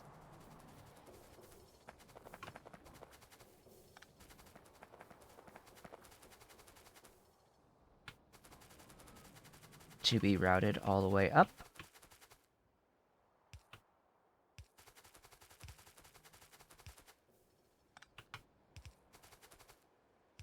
Right there.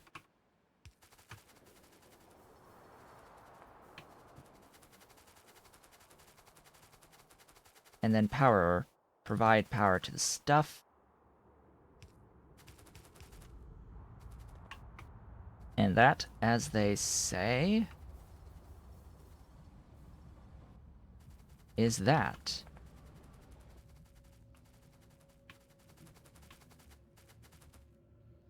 Now, I'm assuming I have enough voiding here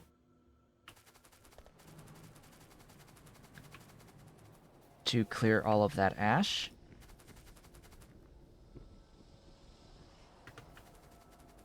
This is 19 oil refineries, and that will give me more than enough organic solvent. It'll give me ammonia as well, that I don't really need because I've got lots of ammonia. And that, yeah, I am now ready to copy. Ooh, you need power. I am not ready to copy.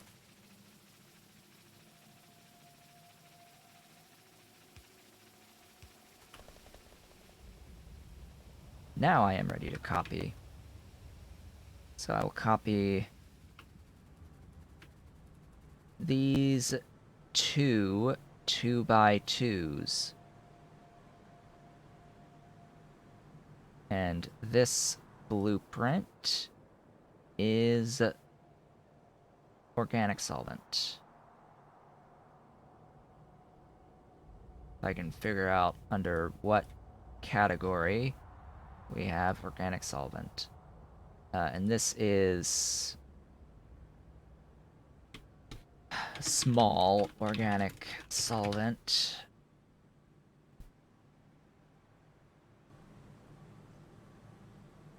Throw that into the blueprint library. Make sure that it is actually there. Yep, there it is. Save, may as well. And get back into our stream save.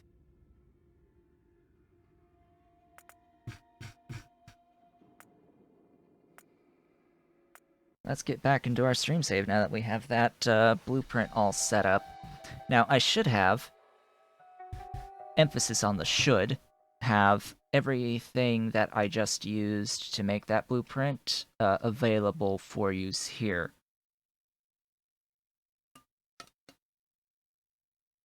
And the great thing about that blueprint is I can do it at whatever rotation I so desire. And that is, of course, our organic solvent. That is not, however, all of the syngas that will be required for this purple science, for these, for the industrial solvent going into the nuclear samples. But it's pretty good nonetheless. Gosh, this sprite loading. That's taken some time.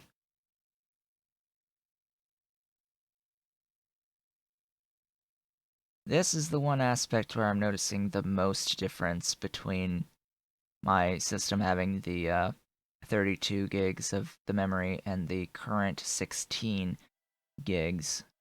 Is just that load time is pretty awful. So, let me just go through and power all of that. here we go. Small, quote-unquote, organic solvent. Where am I going to put this exactly? There's a nice spot right here. Where am I standing? Right here, so I need the stuff there. Yeah, this is a good spot. I will put this here if it places.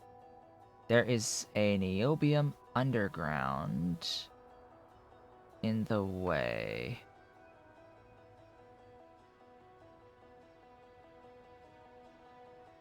What is it blocking?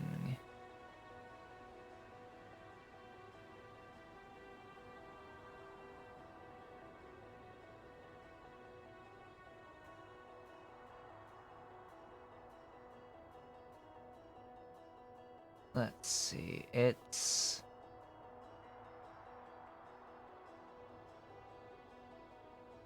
Ah. Right there. Goodbye.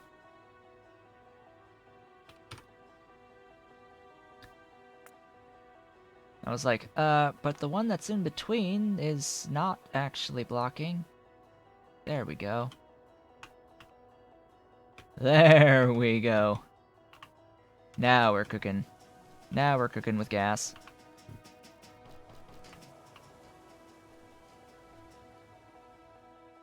Auto-saving!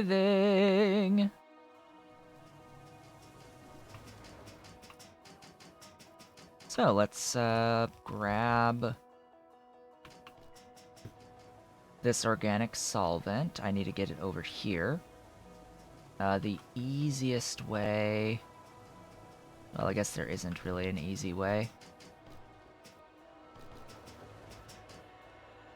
Yeah, there isn't really an easy way here. I would have to route it here. So let's go and do this. Whoops. That's not right. Right there.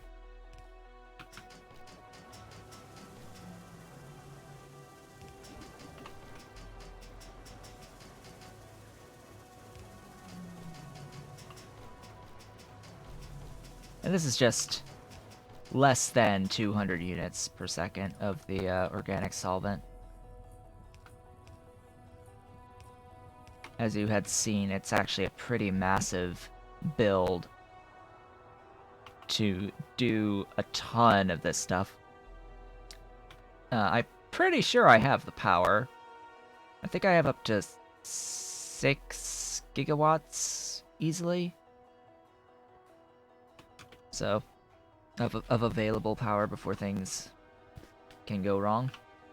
And things can and will go wrong at any point in time. Yeah, this should work. Like, this should absolutely work. How are the Constructo bots doing? 0 of 2,700. What is that 0 actually? Right, it's 0 because there's... Yeah, alright. Let me go ahead and grab you again. So I can place that down and they can keep building out. And actually, you know... Ooh, that's not good. I think I need some temp power there.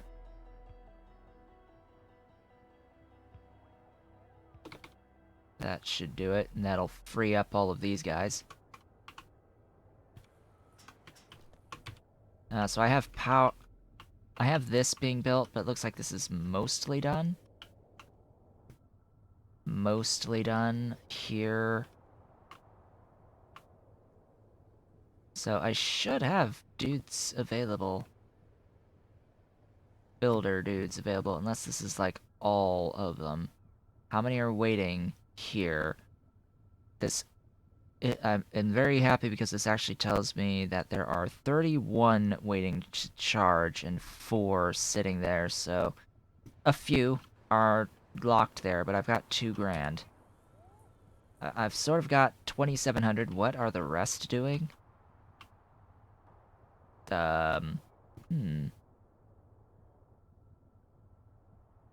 Well, apparently placing all of this, which is great. Yeah, they're here. They're working. Good. That'll be the organic solvent. Now let's get the soda ash and the syngas brought over. So time for some logistics. Time for some glorious logistics. Soda ash is being made right over here. So this is a pretty simple matter of just bringing this over. It's a little bit further away on the syngas. It should be proper amounts of syngas, but we shall see. I'm likely going to still need a lot more. A lot more, because even the Mark II buildings don't produce a ton. Here we go.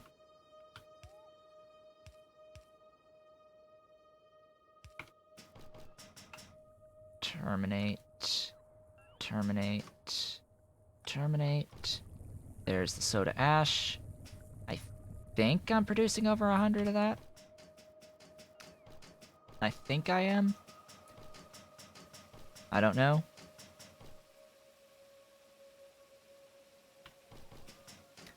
We'll find out in our last hour here.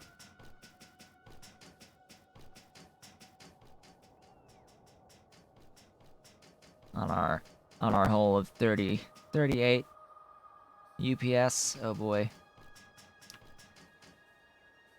So where is that syngas again? Where's that syngas again? I know it's around here somewheres. There it is. Lar, she blows. Now, where am I going to pull it off? What is the line that I will draw? Probably here? If it's free. It is free. So I have to remember it is the bottom rung there. Oh, hello, car.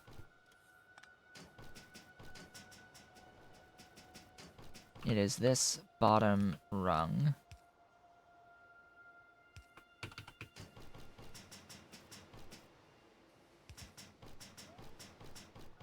Off we go.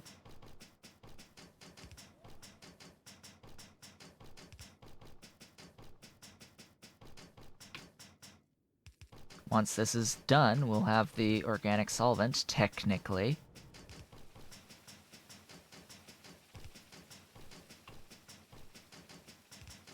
Which means that we will have the nuclear samples. Which will only leave a one thing.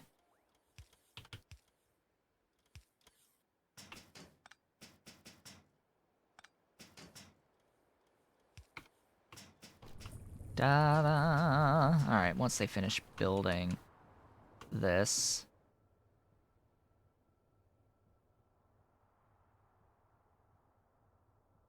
and the syngas starts moving...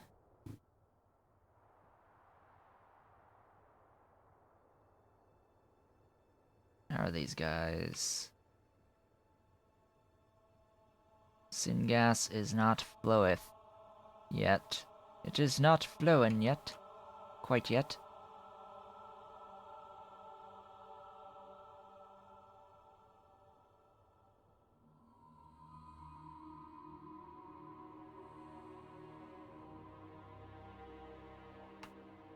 Yeah, you've got that. You are moving. And we've got that. So we now have these guys starting to fill up ever so slowly. Which means we should start seeing some organic solvent coming in here. Slash some of that stuff. Oh yes, boric acid. That's right. Boric acid and aromatics. Okay. Boric acid is right over here, so let's bring some of that down. Kitty is digging. I hear that digging behind me.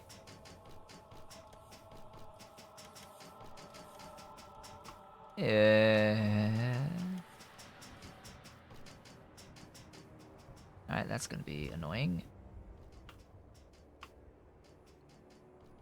Hello, Cole. Welcome back to the desk. Welcome back to your rightful place on my desk.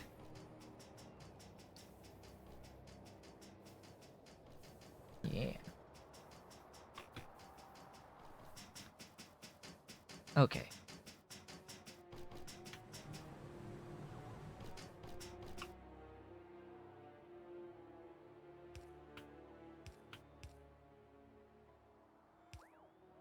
Don't like doing this, bussing this, but...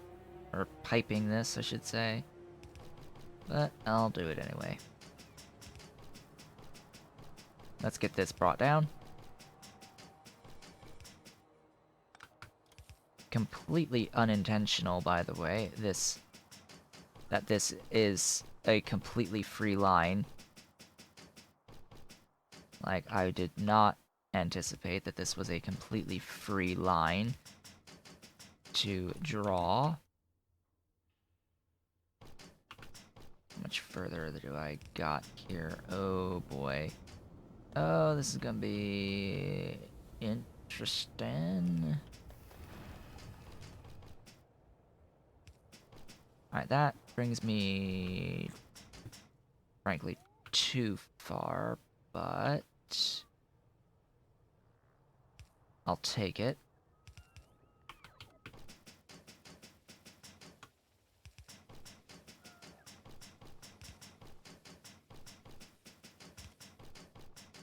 Okay. Up. Excuse me. Place the thing. Thank you.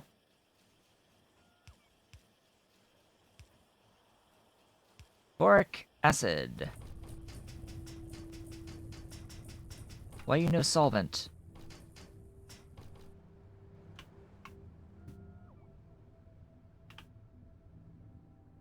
Oh. That would explain why you no solvent. There you go. Now you solvent. Now you solvent. Oh joy. Oh bliss. The industrial solvent moveth in the non-zero direction. It moveth in the noneth zero direction.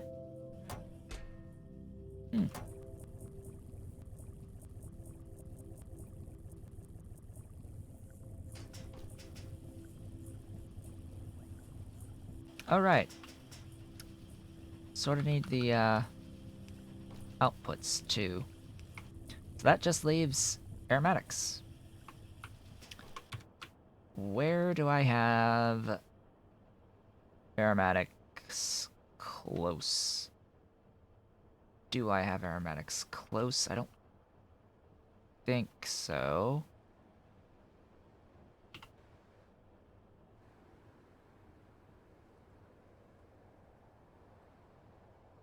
No. No close aromatics. Now, the main aromatics, I think, is, like, here. Yeah, main aromatics is here. Which... yeah, that is the line.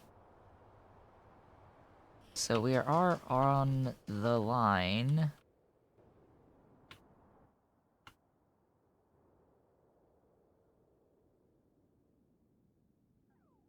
Yeah, so I can just bring...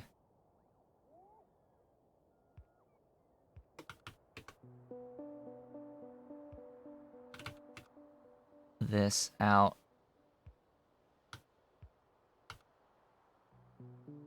Oop. That's a stopper. That's a stopper right there. Alright.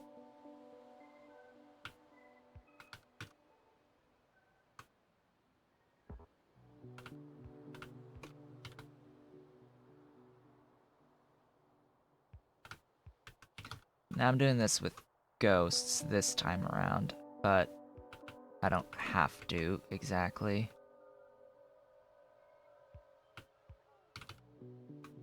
This is just saving me the trip of walking physically out that direction.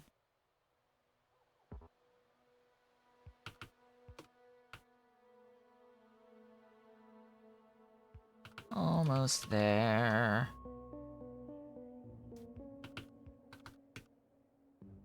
Oh, we're here.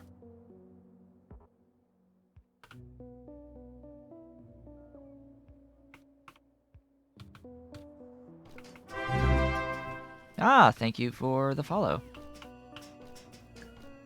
The gentleman's thoughts.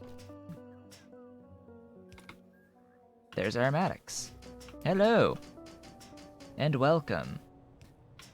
I am just about finished up with the nuclear samples on my purple science, production science, on this glorious, glorious map where I'm at like 40, 38-ish UPS in the current state of my PC. Grab that, and there's the aromatics. Excellent. That is the final ingredient all hooked up. So now I have nuclear samples. Yay! Just like I now also should have non-zero control units all the way up here. Oh yeah, power. Power's nice. That'd be great to get all this actually operational. Yeah. Power's awesome.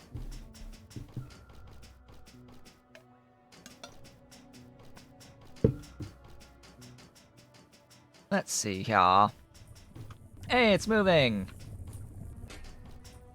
Non-zero nuclear samples. Yay. Glorious nuclear samples. It takes so much uranium ore. It's so much uranium ore. You found my YouTube channel a few days ago. You're watching the Pi series from the start.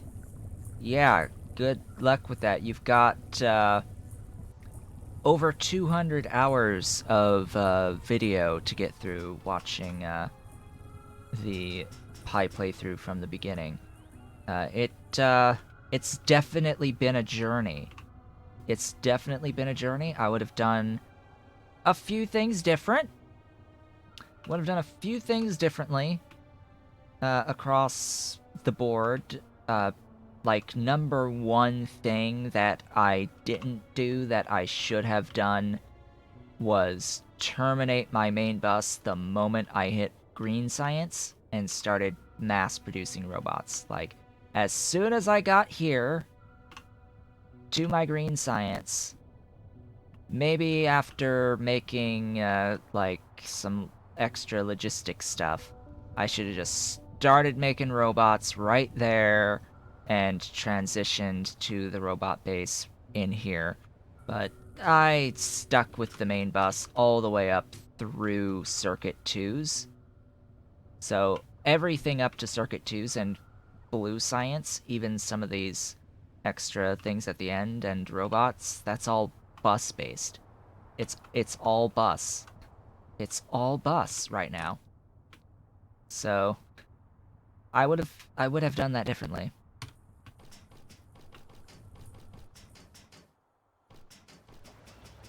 Yeah, you're planning on doing Pi when you finish a Crastorio run. I actually need to get around to going through Crastorio. Like, actually doing a full playthrough of Crastorio.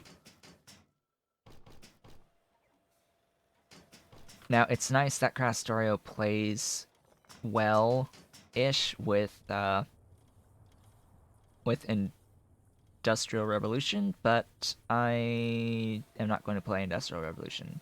Just straight up. Not gonna happen. Not gonna happen. Let's see here. I need the zinc acetate on the bus. That's what I need here, and that will actually finish us up. Oh boy. Where is my zinc acetate? Right here. I need you. I need more of you.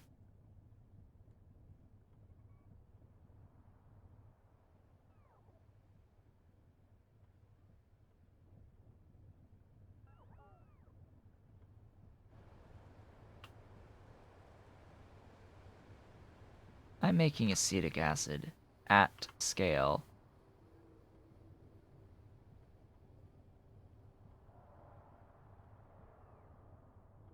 That is not a full pipe. Why are you not completely full?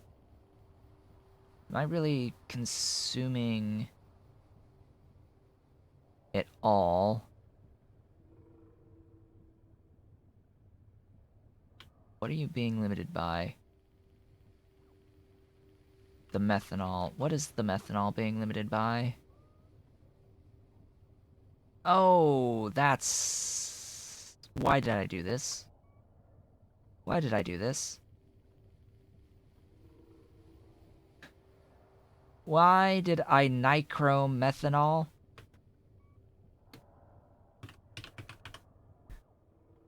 Why did I nichrome methanol? That is not a good idea.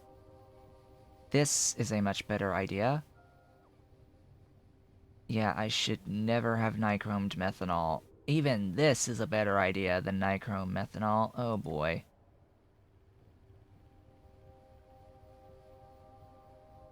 Yeah, nichrome... No, no. Oh god, please no.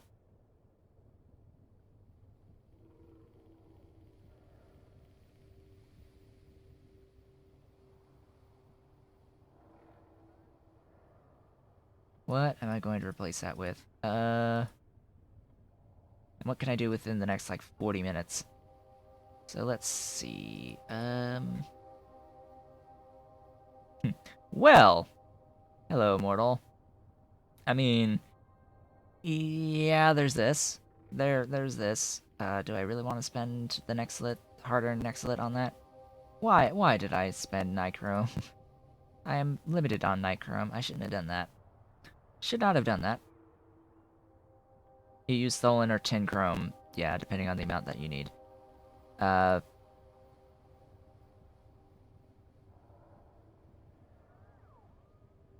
Tin chromium plus methane. I mean, not much uses tin chromium. Not much uses tin chromium anyway, but this is exclusively used as a, catalyst for other stuff. I think I've got the methane.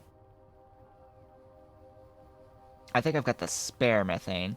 So I will probably switch to this. This should use the productivity modules too, right? So the situation I'm in right now is I just need to get the the zinc acetate to feed into the advanced coating.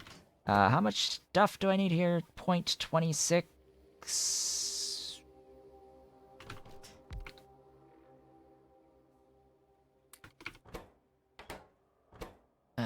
0.26. Aww. Aww.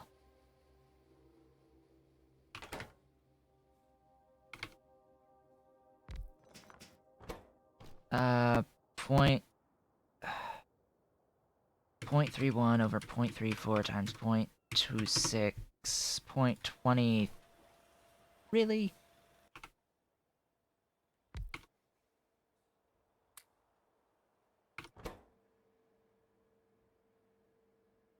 Ah, 4. Let's make that 5.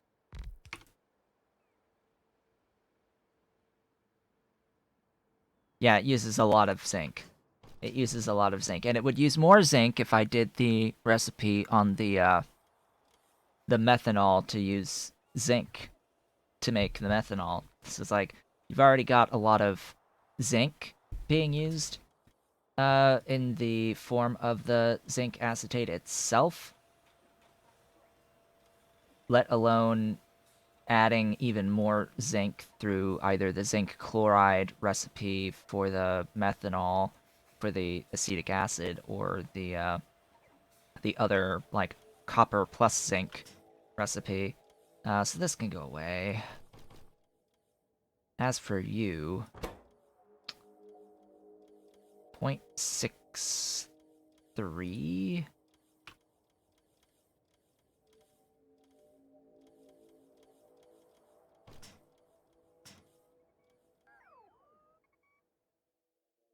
Yeah, and ferrite. Ferrite, silver, zinc alloy, zinc chloride. Yeah, those are really what use all the zinc. Yarland episode 7. Curious to know if I'm sending part of everything I'm doing to the main bus or keeping the basics. Well, I do. So, if it's a byproduct, I tend to destroy the byproducts. I tend to void byproducts. But there are several things that I know I need later that I do bus, even if they are a byproduct. So some things I will bus because I know that I will need them. In which case, you're probably coming up a lot of that, I don't know, episode 7. I think I've already got the circuits by then. I forget how far was I on episode 7. Where is my stream VOD renders Factorio Pi day 7? Oh, I don't have names on that. Here. Factorio excuse me. Factorio PY 7. Show all. Day 7. I was borax and scheming for green science. So yeah, I was between green science and circuit 1s at that point in time, which means that yes, chances are there were some items that I was doing in here that I was like, okay, I'm gonna put this on the bus. Then I don't do anything with it for a very long time. But it's because I do know that I need it as I'm going up and up and up further later into other things. Sulfur plus refined syngas from methanol to acid gas, then add petroleum gas and chrome for acid and some aromatics. For the sulfuric acid. Is what you're saying. Because sulfur is free, and that uses chrome, though.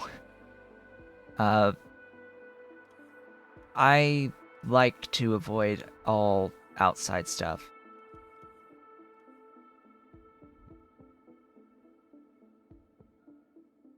Yes, that does produce acid gas as a byproduct on that refined syngas recipe. That's why I actually have that refined syngas recipe on my other tutorial save. You actually missed, by the way, Immortal Sniper. I did spend some time today on my tutorial save building out this little blueprint, modifying my, like, self-perpetuating borax that needs adjustments to it and is not done yet, but I did have a lot I had to do refined syngas for that, because you need refined syngas for borax, and I had built some refined syngas. It needs to be changed now that changes have happened with productivity modules not being used on syngas. Yes, so sorry about that. But I did steal my build on the organic solvent for it, so I'm actually took pieces from that and stuck it together earlier in that save, saved the blueprint, and now I have this beautiful thing. Oop! What was that all about? Caps. Oh. Wow, and I had set this thing to not... What happened to my CloudBot settings? What happened to my CloudBot settings? Why did it go off on...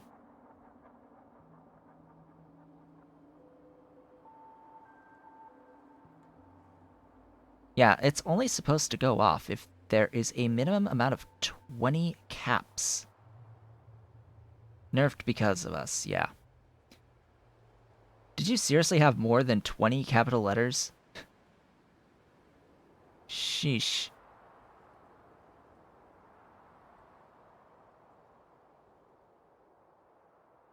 No?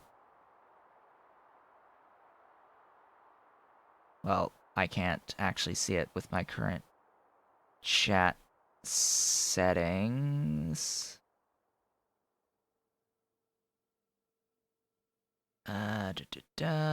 Detailed. There we go.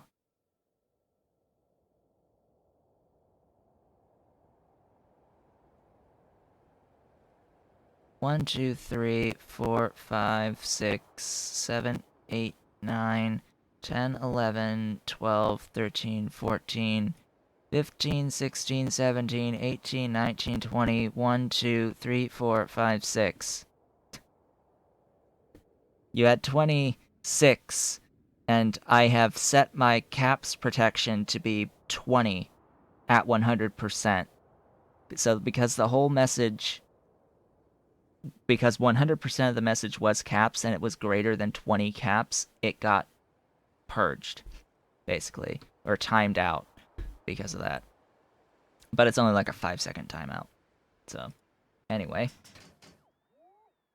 Moving through that. But that's... Are you not a regular?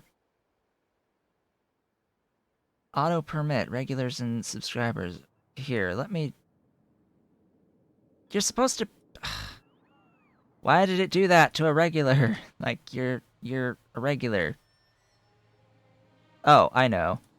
I see what I did. Yeah, that's what I did wrong. You are Immortal Sniper 1, not Immortal Sniper 01. Oops. So I hate that Streamlabs CloudBot doesn't allow you to automate adding people as regulars. It's incredibly unfortunate that it does not allow you to auto-add people as regulars. Wow. Oh, right, I need to math this. I need to math this. Point... What now? 26... Point... Alright, I need to do this math. So 0.63 over 0.34 times 0.26, 0.4817, that's 6. Alright. Break these down. This is not, like, the setup yet.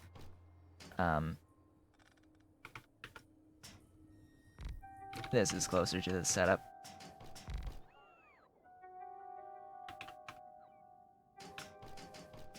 Look into hot syngas. The bitumen is the issue.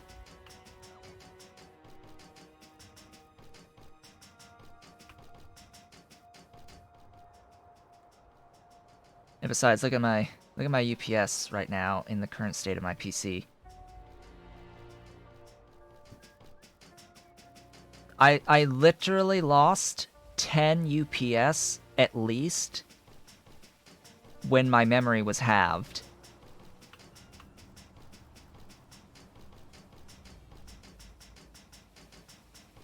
So right now I have 16 gigs of memory in my computer, and my UPS on this save is cut by about 10, just because of that. The speed of my processor, I believe, is still the same as it used to be. And the memory is technically faster memory than before. It's just losing that extra 16 gigs, that extra bit, is enough to be detrimental to the performance of the game. Here, alright, you are a terrible idea. Please do not do this. In fact, I need to, like, break this stuff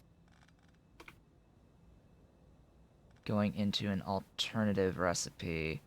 That's not a good idea.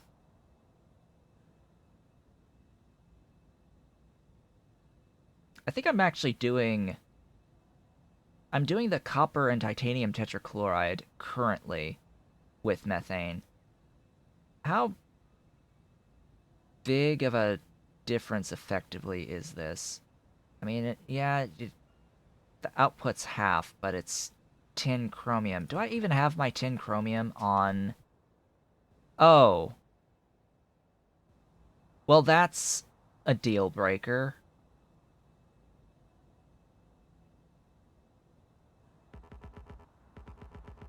That's a deal breaker. What about you? Right. That's right. So, the pie coal processing recipes absolutely can take productivity modules. Oh, this is gonna change. This is going to change, by the way. I'm going to guarantee you right now that between this stream ending and then the fall, like, within a couple of days, this is probably going to change.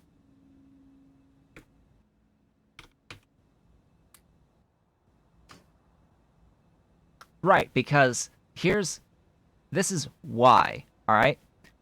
Literally nothing in pipe petroleum handling has productivity modules. Nothing added in pipe petroleum handling uses productivity modules. Even though they should, technically. I mean, it's arguable whether or not they should with methanol, but...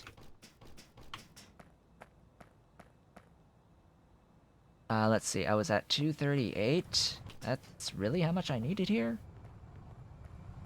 238? I need at least 180.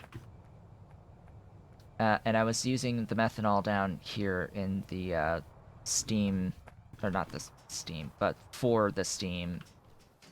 Anyway. Gosh, so if I wanted to do 238 using this recipe... Well, that is only 5. That is only 5, and... that's like 1 hot air setup, and that's not a lot of methane, and that's not a lot of tin chromium.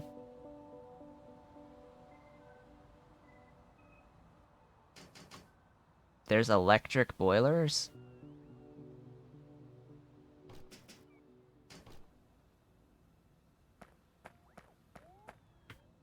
Well, it's just I had spare methanol. That was the only thing, but it didn't occur to me that I was basically spending...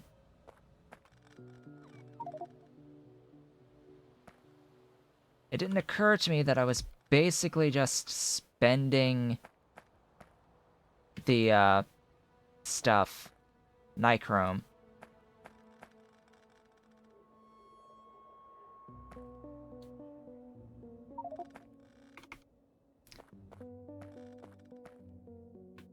Yeah, electric boilers is like Angels. Angels has electric boilers.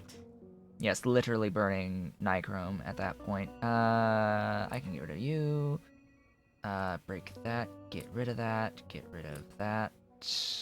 That. I need these brought to me. Oh, I have them.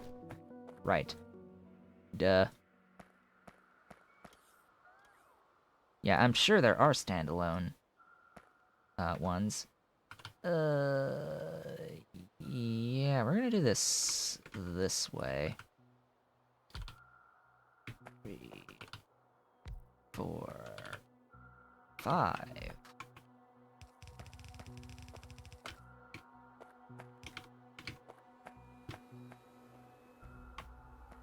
Oh, do I need this? Do I still need this? I don't.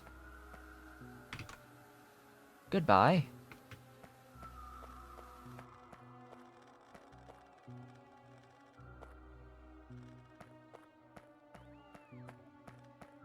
You realize, gentlemen, when I started this map, that was basic, like, there's a certain point that I get to where everything beyond that is completely new to me. A lot of the, like, all the way up to circuits, basically. I think everything past circuits, circuit 1s, was completely new to me on this stream save playthrough. Everything past circuit 1s was completely new to me. The only skill that I have is that I know how the vanilla mechanics work. Like, I know how the vanilla mechanics work, and I am very dependent upon using quality of life resources like actual craft time.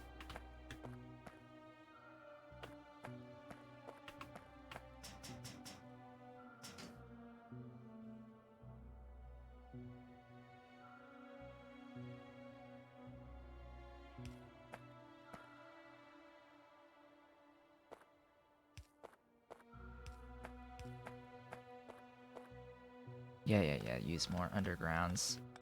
But the standards are cheaper. Undergrounds are more expensive. I may as well use them, I've got plenty.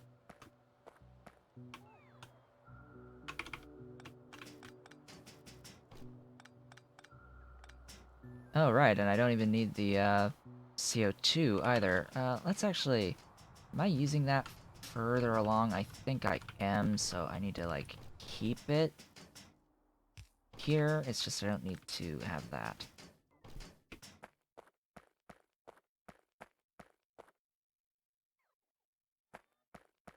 Cost for tile? The alley tiles? Alley tiles are plates and solder. So I've started using the silver solder recipe, the amazing silver solder recipe. And I have, like, tons of aluminium tiles. Because, you know, there's not that many things that use aluminium tiles.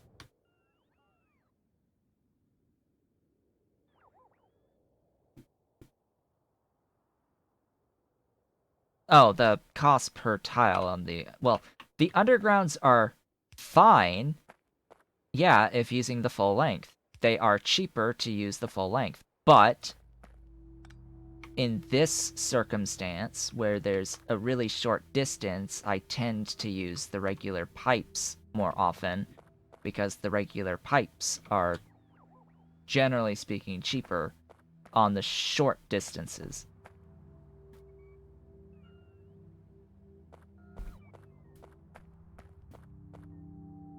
I mean, yes, they are great value over distance.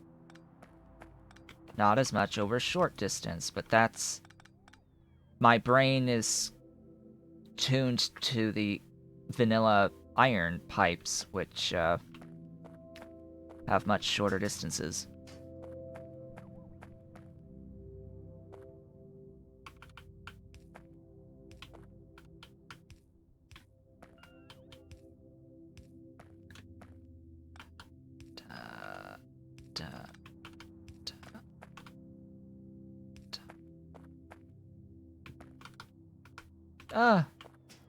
Who knows?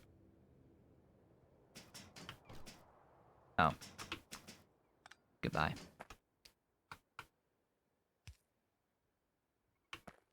Really? Alright. That there. Now, this distance is fine. Oh, right. Doink. And there.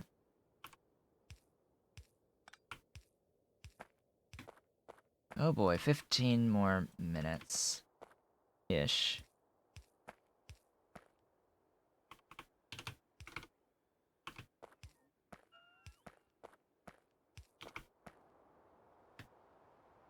Methane.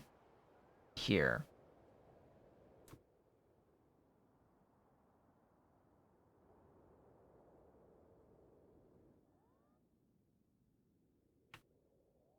Methane. It's all connected there. I need to bring it here from here, basically. Oh! That was that noise, that beautiful noise. That is a beautiful noise. I know that's a beautiful noise. Thank you so much for the Twitch Prime sub. Thank you so much, the gentleman's thoughts for that. Why not make formaldehyde biotholins? Because I haven't done it yet. Pretty much. It's because I set it up before I really thought to do tholins that way. But yeah, I can save methane that way, save the copper that way.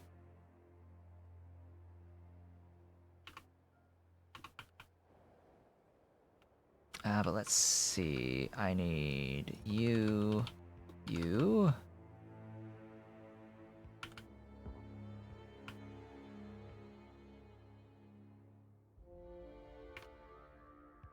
Is that there? This will begin the journey. Now I'm gonna bring it all the way over here and then up. I think. Where am I? Where am I?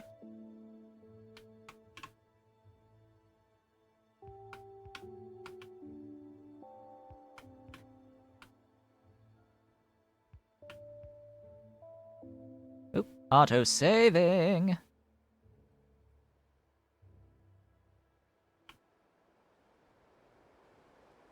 One more intersection.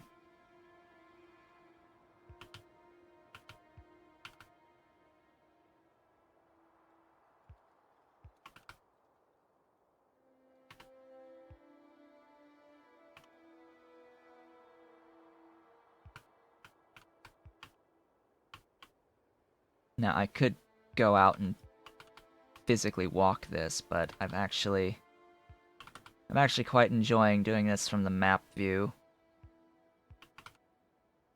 Does mean I have to hold down the, Oh, you are, like, just one tile off from where I need you to be.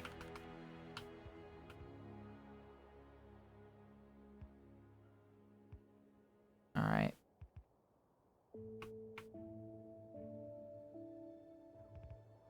And there we go. That's that. My bots will go and take care of that. Now I need to go grab a air. I have a hot air. Here. Hot air.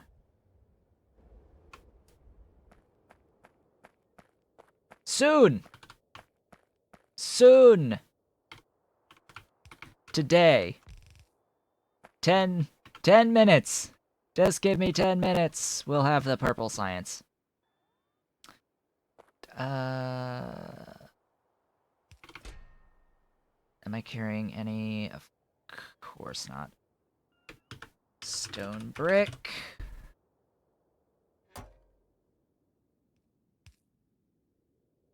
Power, power, power all the things.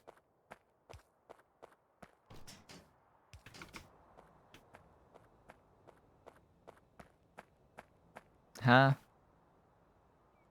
Normal what furnace? What normal electric furnace? There's no such thing as furnaces. Only advanced foundries. There's no such thing as furnaces. I'm not spending super steel on furnaces, are you nuts? Anyway, that'll be my acetic. So let's I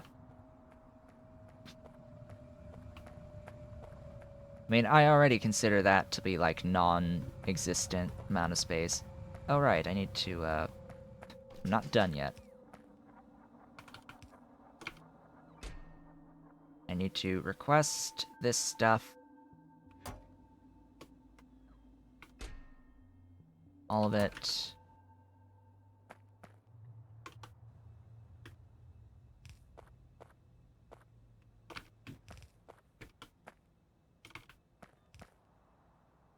Oh boy, and then I need to go down, I need to find it.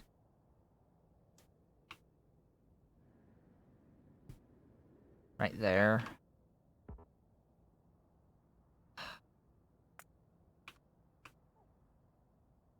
Of course.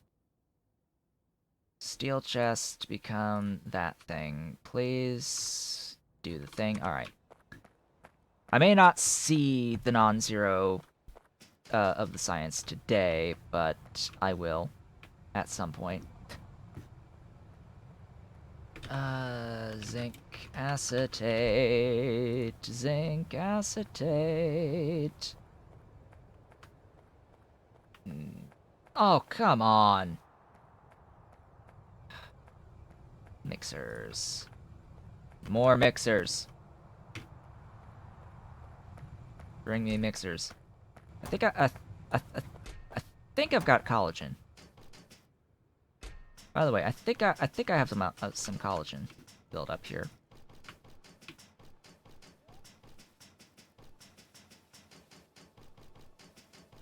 Oh, and also in a lot of those early streams, by the way,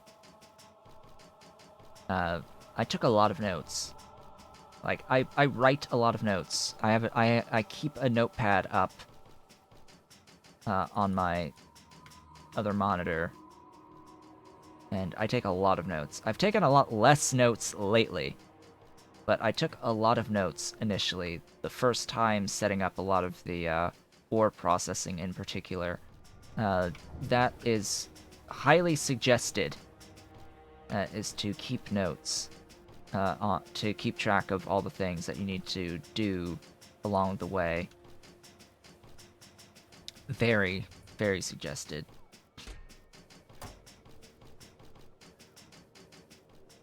Alright, are my dudes gonna actually bring me mixers by the time I actually get over there? Like, come on, guys, bring me these mixers. Chop, chop. We've got like 6 minutes. Wait, we're even... Up. Up is the answer. Mixers, come on.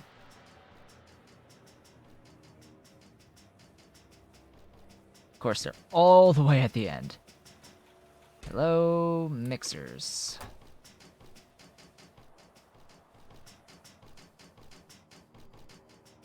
I'll make these like over where I have the acetic acid.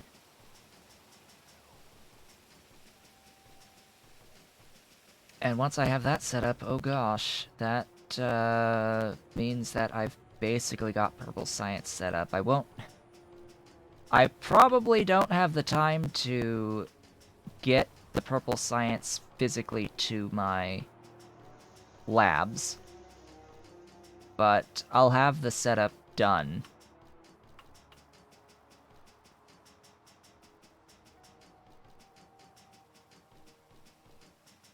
For fuel mixture. What? Tileable? For the combustion mixture stuff, yeah. I saw you mentioning that. But that's still something I think I'd rather have people figure out on their own. I don't need all these pipes for the hydrogen anymore.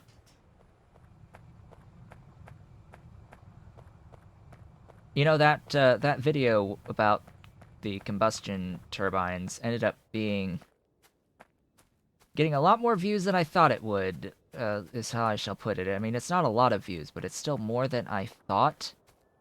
I didn't actually like that video myself. It didn't seem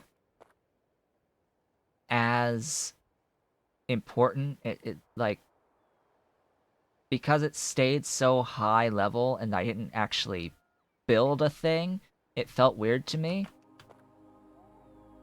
But, yeah, people have apparently been watching it. Apparently it's been okay. I personally didn't think it was the greatest of things. Please, thank you. Thank you for at least giving me that. Now, where do I connect all this up? I do end up connecting all of that out there, so I can do something like this.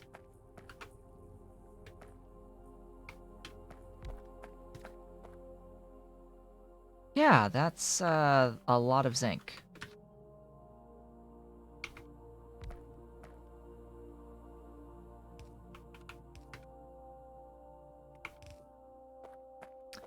That is a lot of zinc. Alright. So you are going to be clearly fed with stack inserters. Even if it's just these 2.86, like holy god. That is so much zinc, even with productivity modules. Sheesh. Wait, no, CO2 here?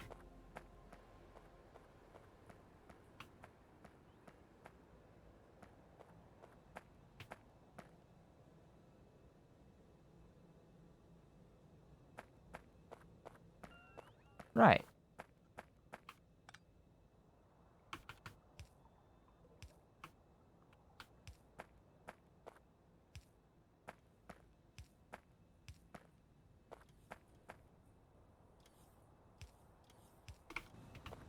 There you go. Well, I'll take it. Even if I don't quite have that methanol yet. Yeah, then why you? Why you know? Wow, this has been like this the entire time. The entire time these ones on the end here haven't even been operating. Okay. It's also going to be a lot of flight time to get the alloy up here. That's going to be on an off-screen agenda, is getting the alloy all the way up here. However, as we reach the end of the stream today, I will walk on over to where I have my purple science buildings, so that, and the building for the buildings, plural, for the advanced coding, because it's that time to finish setting those up. I will now have zinc acetate on my network, which is as far as I'm aware, the final thing. I've got the I've got the nuclear samples, I've got the control units, and with the zinc acetate, I have the last thing for these guys, so here we go. Let's set up the final set of logistics work here. I don't have enough uranium ore because I only have a single particle accelerator making uranium ore. I don't have enough to sustain how much I want, but I'll have non-zero. I shall have the non-zero, and that is all I really care about.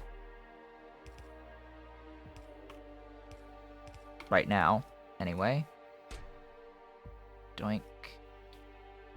Doink.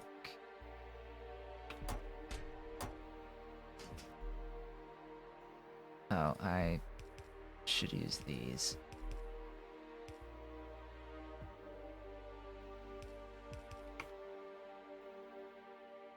Doink, doink, doink, doink, doink, doink.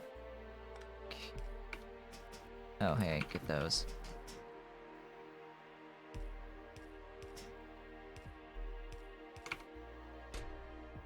Give me all of the above. All of the above. Deliver all the things.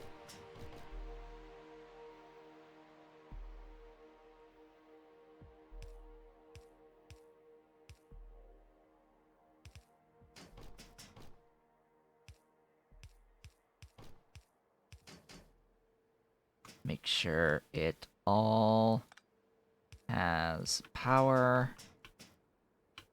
Get power here, get these in, these out. In, out, out. Request, request.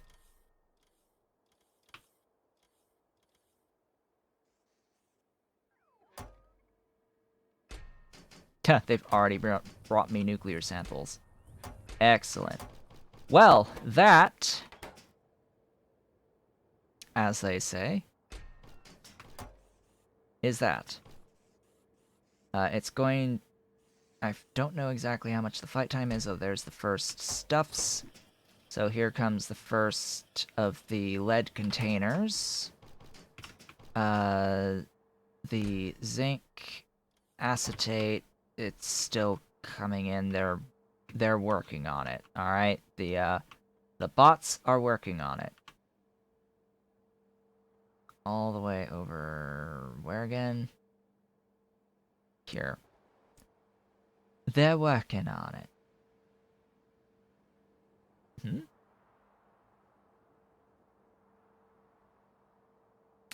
I went and I placed that in the wrong place, didn't I? Yep. Oops. So as soon as the hot air gets moving, I'll have the zinc acetate on the network. Oh, yeah, that's the other thing I didn't do. Yeah, about that. Alright. Now that that's taken care of, technically I have non-zero purple science. Technically speaking, I have non-zero purple science. Now, am I going to stay online until we actually are able to see that non-zero purple science? Oh boy, I guess we'll spend another few minutes to see the non-zero purple science. I do have this little emote, by the way, that has been approved for the subscribers. The non-zero emote. So that is definitely a thing that exists that I will be very happy about to see used across the place. I need a car. Where be the car? No, really, where be the car? I have no car. I have no car. Yeah, that's the one. Non-zero. Car?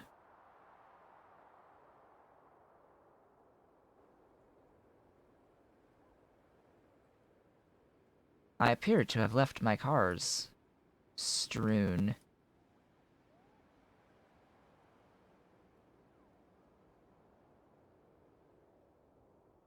Unless it's the recipe icons blocking where they are. I wouldn't put it past me. Let's see. I know I have a car here. Yep.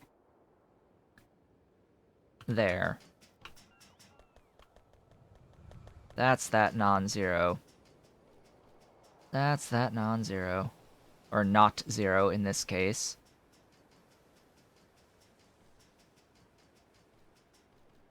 Let's go grab this car from over here. Right there. Right there. What I'm going to do is I'm going to grab the zinc acetate, some non-zero amounts of zinc acetate. There you go. Squeeze on through there. Oh boy, this is... Alright, what are you carrying in this car? Nothing.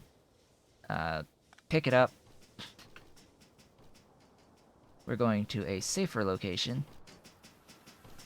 to use this car.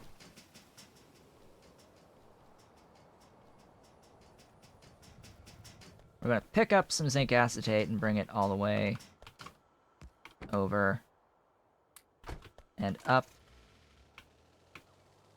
Fortunately, it's not a very long drive to get down to zinc acetate. But it is towards the beginning of the process of making my circuit 2s. Here it is. Still went fast enough to break a thing. Alright, thank you for zinc acetate. One thing I'm probably going to do here is...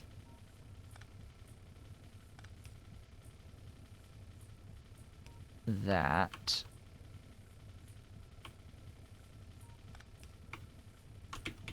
Just so that the excess goes on the network from these. Now that I have a little bit of this in the inventory, let's go make some non-zero purple science. That sounds like a great way to end off the day.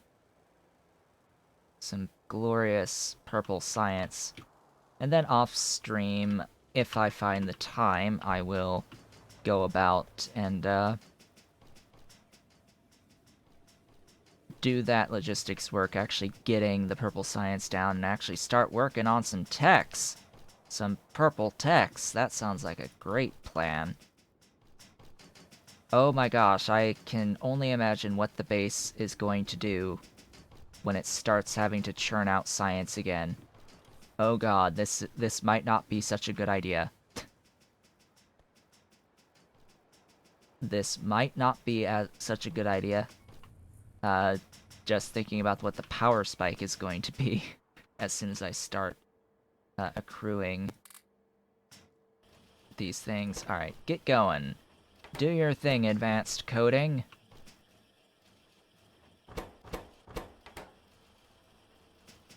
Do your thing, and then this will need to do its thing.